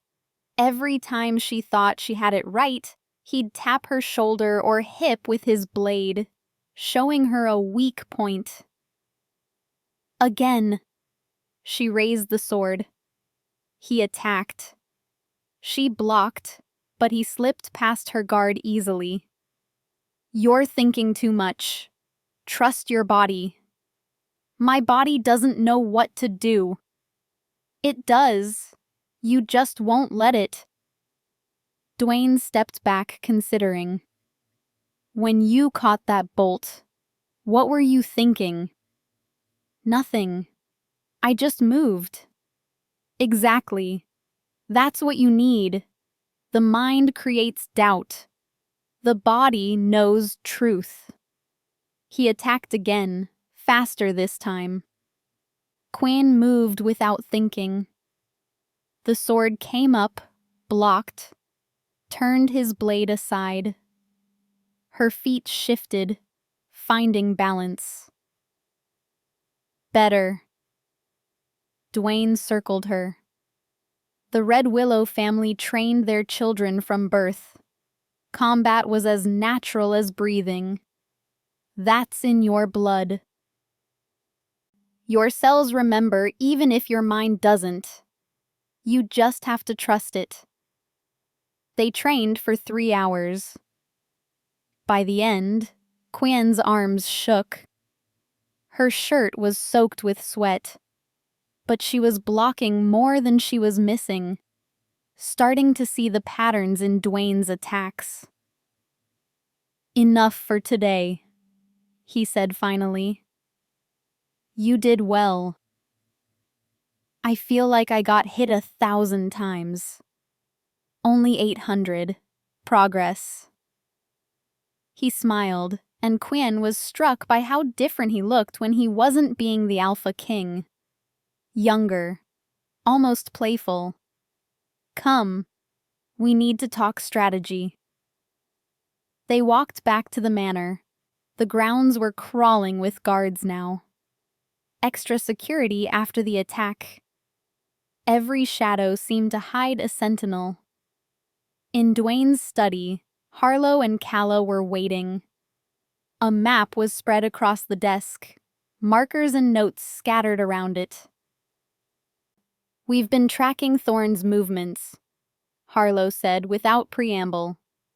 "He's been meeting with someone in the old warehouse district 3 times in the past 2 weeks. Always at night.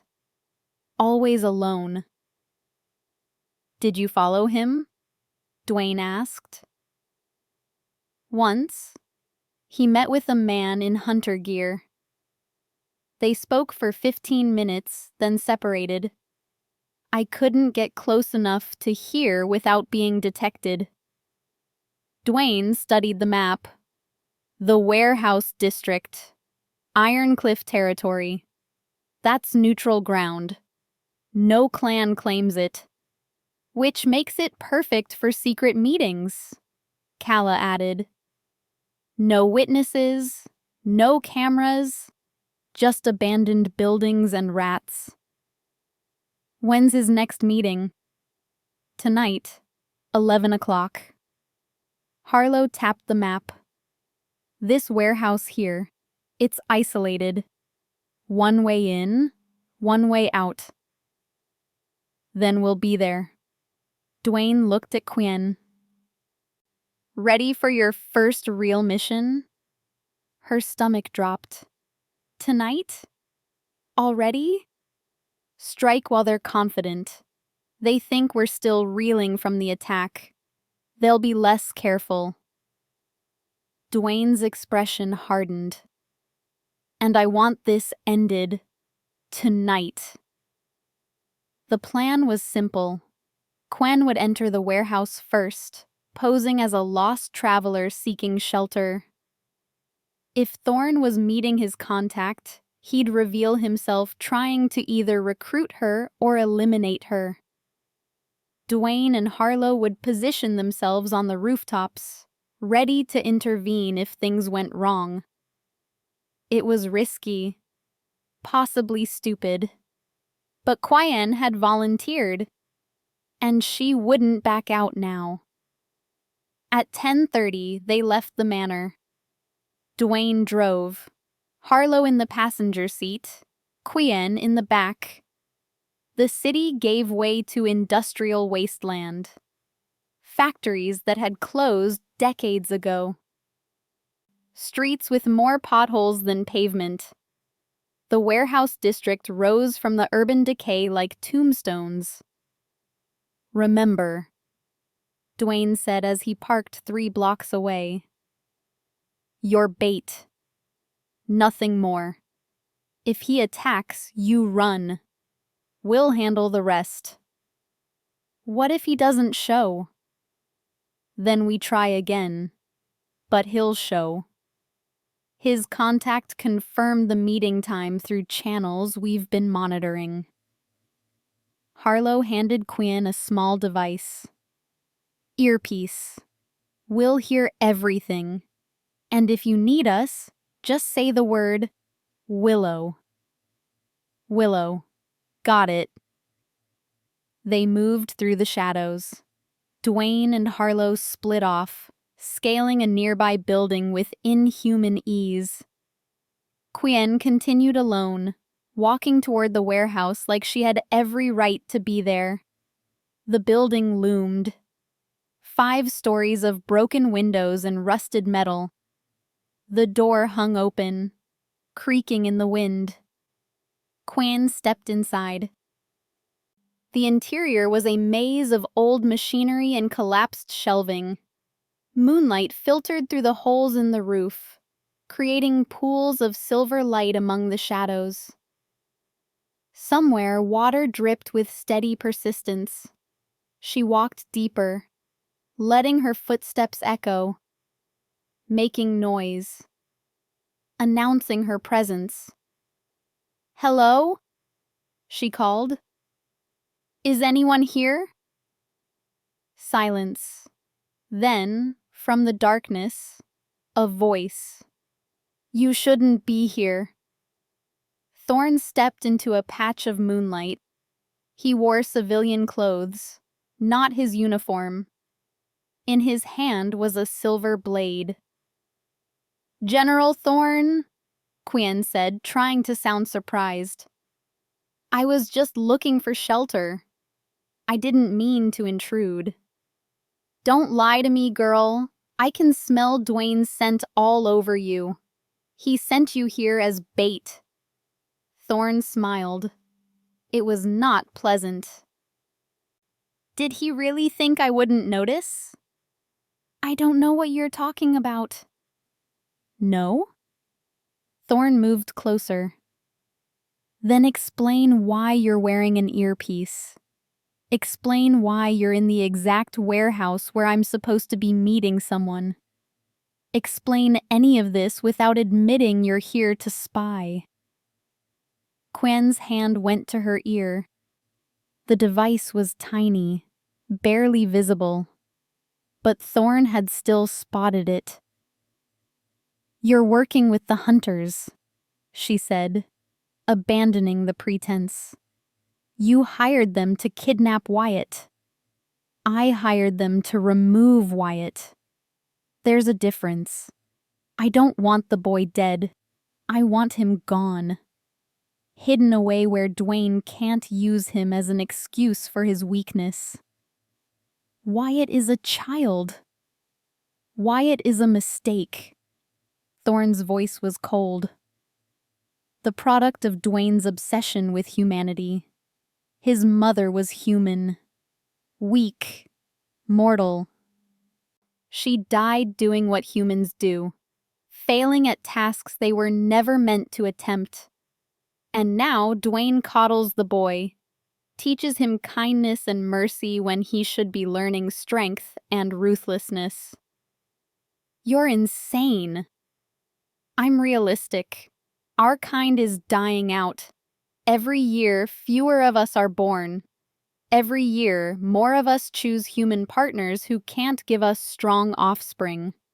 We need pure bloodlines. We need strength. And Duane is too blinded by sentiment to see it." "So you betray him? Try to take his son?" "I'm trying to save our people. If that means removing Duane's distractions, so be it." Thorne raised the blade. "Starting with you." "Willow!" Quyen shouted. The roof exploded. Duane and Harlow dropped through, landing between Quyen and Thorne with predatory grace. "Stand down, General," Duane commanded. "Or what? You'll kill me? Your oldest friend? Your most trusted advisor?" Thorne laughed. "You don't have the stomach for it. You tried to take my son. I tried to save your kingdom. But you're too far gone, too human, just like your precious Elena made you." Duane's expression went utterly cold. "Don't speak her name." "Why not? The truth hurts? She ruined you, Duane. Made you soft, made you weak.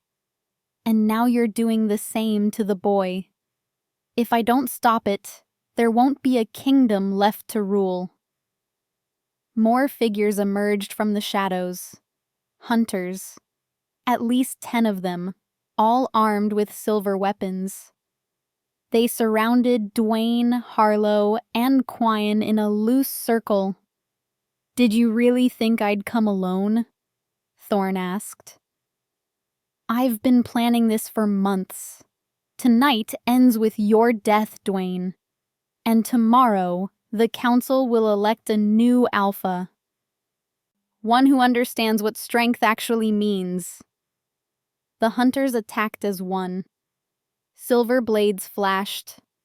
Crossbows sang. Duane moved like death incarnate. His sword became a blur, cutting through hunters with surgical precision. Harlow fought beside him, her movements just as deadly. But there were too many, and the silver was taking its toll. A bolt grazed Duane's shoulder. Another caught Harlow in the leg. They were slowing, weakening.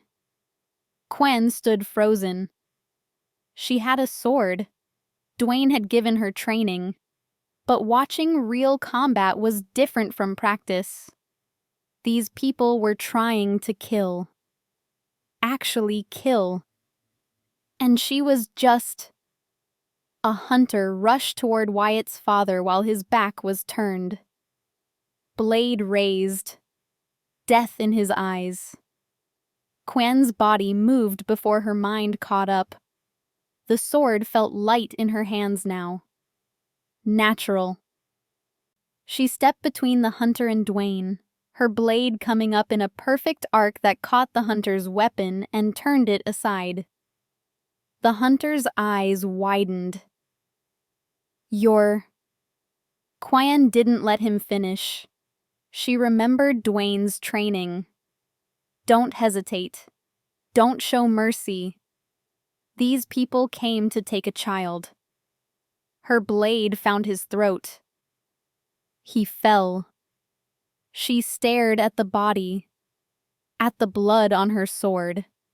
She'd just killed someone. "Quyen!" Harlow's shout snapped her back. More hunters were coming. She fought, not with skill or grace, but with desperate fury. Every attack she blocked, every opening she exploited. Her body knew what to do even as her mind screamed. Redwillow instinct, her birthright, her curse. The battle turned. With Quyen fighting beside them, Duane and Harlow gained ground. One by one, the hunters fell, until only Thorn remained. He backed toward the door, his expression no longer confident. "This isn't over." "Yes," Duane said quietly, advancing with his sword raised. "It is." "You'll kill me? Execute your own general? The council will never forgive it. The council will understand when I show them the evidence. When I reveal your treachery, your deals with hunters, your plot against the crown." Duane's voice was ice and iron. "You wanted strength, Thorn? This is strength. Protecting what matters, even when it costs everything." Thorn raised his blade. "Then let's see who's stronger." They fought. It should have been close. Thorn was skilled, experienced, deadly. But Duane fought with purpose, with fury, with love. For his son, for his lost wife, for everything Thorn had tried to destroy. The general's blade shattered. He fell to his knees. "Mercy," Thorn gasped. "In her name. In Elena's name, show mercy. Elena would have gutted you herself for threatening our son." Duane's sword rested against Thorn's throat. "But I'll give you something she wouldn't. A clean death. Quick, painless, more than you deserve. Duane, wait! Quyen stepped forward. Don't kill him. Both men stared at her. He's a traitor, Duane said. The penalty is clear. But you're not a killer. Not like this. Not in cold blood. Quyen met his eyes. You're better than him. Prove it. Let the council judge him. Let the law handle this. The law is mine to enforce. Then enforce it with justice, not rage. Show everyone that you're the leader they need, not the monster Thorn claimed you were becoming. Silence stretched. Duane's sword didn't move from Thorn's throat. The general held perfectly still, barely breathing. Then slowly, Duane lowered his blade. You're right. He looked down at Thorn with contempt. Death would be a mercy. Instead, you'll face the council. You'll answer for every betrayal, every death, every moment of your treachery. And you'll spend whatever life remains to you knowing that you failed. He nodded to Harlow, who bound Thorn with silver chains that hissed against his skin. Outside, the sound of engines announced reinforcements. The rest of Duane's guard poured into the warehouse, securing the scene. Duane turned to Quyen. She still held her bloody sword, her hands shaking. You saved my life, he said quietly. You saved mine first, in the alley, when you could have just taken Wyatt and left. I couldn't leave you. Even then, I knew. His hand came up to cup her cheek. The gesture was gentle, intimate. You were important. Are important. Duane. I know. Too fast. Too complicated. You've been here less than a week and I'm already... He trailed off, his thumb brushing her cheekbone. But Elena taught me that love doesn't wait for convenience. It arrives when it arrives. And I've been alone so long, Quyen. So tired of being the king, the alpha, the untouchable leader. With you, I'm just Duane. Just a father trying to protect his son. Just a man who's found something worth fighting for again. Quyen's eyes stung. I'm a mess. I don't know who I am or what I'm becoming or if I can even survive in your world. Then we'll figure it out together. Duane smiled. It was real, warm, the kind of smile that transformed his whole face. If you'll have me, have us. She thought about Wyatt. About the boy who'd grabbed her hand and refused to let go. About the manor and its secrets. About becoming someone new, someone stronger. About choosing her own path instead of following the one laid out by her ancestors. Yes, she whispered. I'll have you. The kiss was soft, gentle, nothing like the violence they'd just survived. It tasted like rain and promises and new beginnings. When they pulled apart, Harlow was grinning. About time, Duane laughed. Actually laughed. The sound was rusty but genuine. Come, he said, taking Quyen's hand. Let's go home. Wyatt will want to see you." They left the warehouse behind. Left the bodies, the blood, the old betrayals. The drive back to the manor was quiet, but it was the good kind of quiet. The kind that came after storms when everything was washed clean. At the manor, Wyatt waited in the main hall.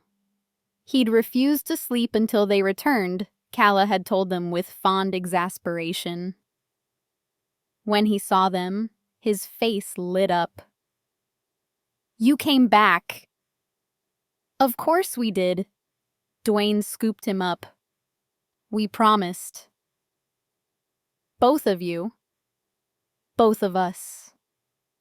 Quyen ruffled his hair. "Always." Wyatt hugged them both, his small arms barely reaching around their necks. "Are we a family now?" Duane looked at Quyen. She looked back. Something passed between them. Understanding. Agreement. Hope. "Yes," Duane said. "We're a family." The council met 3 days later. Thorne was presented in chains, his crimes laid bare. The evidence was overwhelming. The vote for his execution was unanimous. But Duane commuted the sentence. Instead of death, exile. Thorne would be stripped of rank, name, and power. He would be cast out from vampire society to live among humans, powerless and forgotten. It was, in many ways, a worse punishment. The council also voted on another matter: Quyen's status. She stood before them, no longer the frightened waitress, but not quite the confident warrior. Something in between. Something new. "The evidence shows," Counselor Stonewick announced, "that Quyen Redwillow is indeed the last of her line. But it also shows that her mother, Lyndon, formally renounced the family's hunting legacy 30 years ago.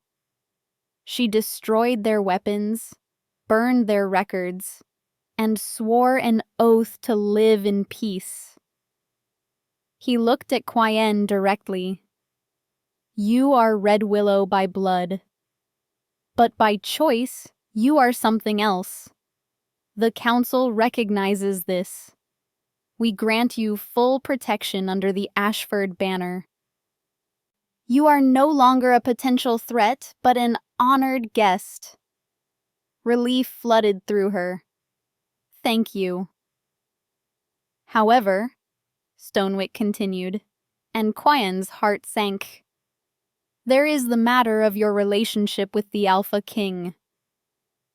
The room went very still. Duane's hand found hers under the table. "Our laws are clear," the silver-haired counselor said. "The Alpha cannot take a human as a mate. It sets a dangerous precedent." "Then change the law," Duane said flatly. "Or I abdicate." Gasps echoed through the chamber. Even Quyen stared at him. "Duane," she whispered. "You can't." "I can. I will. 800 years I've ruled. 800 years of duty and sacrifice. If I can't choose my own happiness, my own love, then someone else can carry the crown." He stood, his voice ringing through the chamber. "I won't lose another person I love to politics and tradition. Not again. Never again." Silence. Then slowly, Stonewick smiled. "We hoped you'd say that. The law will be amended. Effective immediately, the Alpha may take a mate of any species. provided they can prove their devotion to our people. Duane blinked. You're agreeing? We're realistic. Our numbers decline every year. Human-vampire unions may be our only path to survival. If the Alpha King can make such a partnership work, perhaps others will follow. Stonewick inclined his head to Quyen. Welcome to the Ashforde line, Lady Redwillow. May your union be blessed. And just like that, it was done. Quyen went from waitress to lady, from suspect to family, from nobody to somebody who mattered. That night, Duane took her to the balcony where Elena had once stood, where she'd watched sunrises and dreamed of the life her son would have. She would have liked you, Duane said quietly, his arm around Quyen's waist. Elena, she would have loved how fierce you are, how kind. I wish I could have met her. She lives on, in Wyatt, in the way I love. Duane turned Quyen to face him. And now in you, in us. The sun was rising, painting the sky in shades of gold and pink. A new day, a new beginning. I love you, Duane said. Simple, direct, true. I love you too, Quyen replied, and meant it with everything she was. Behind them, the manor stirred to life. Somewhere inside, Wyatt was waking up, probably looking for them.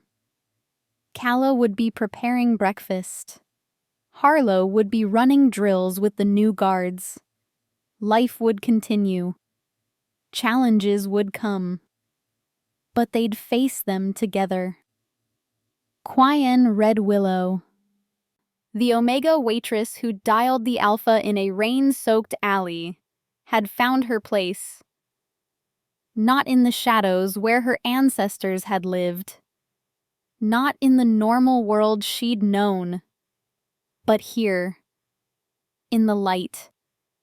With a family she'd chosen, and who'd chosen her back. The phone in an alley. The boy in the alley. The king who'd answered. All of it had led to this moment. To this sunrise.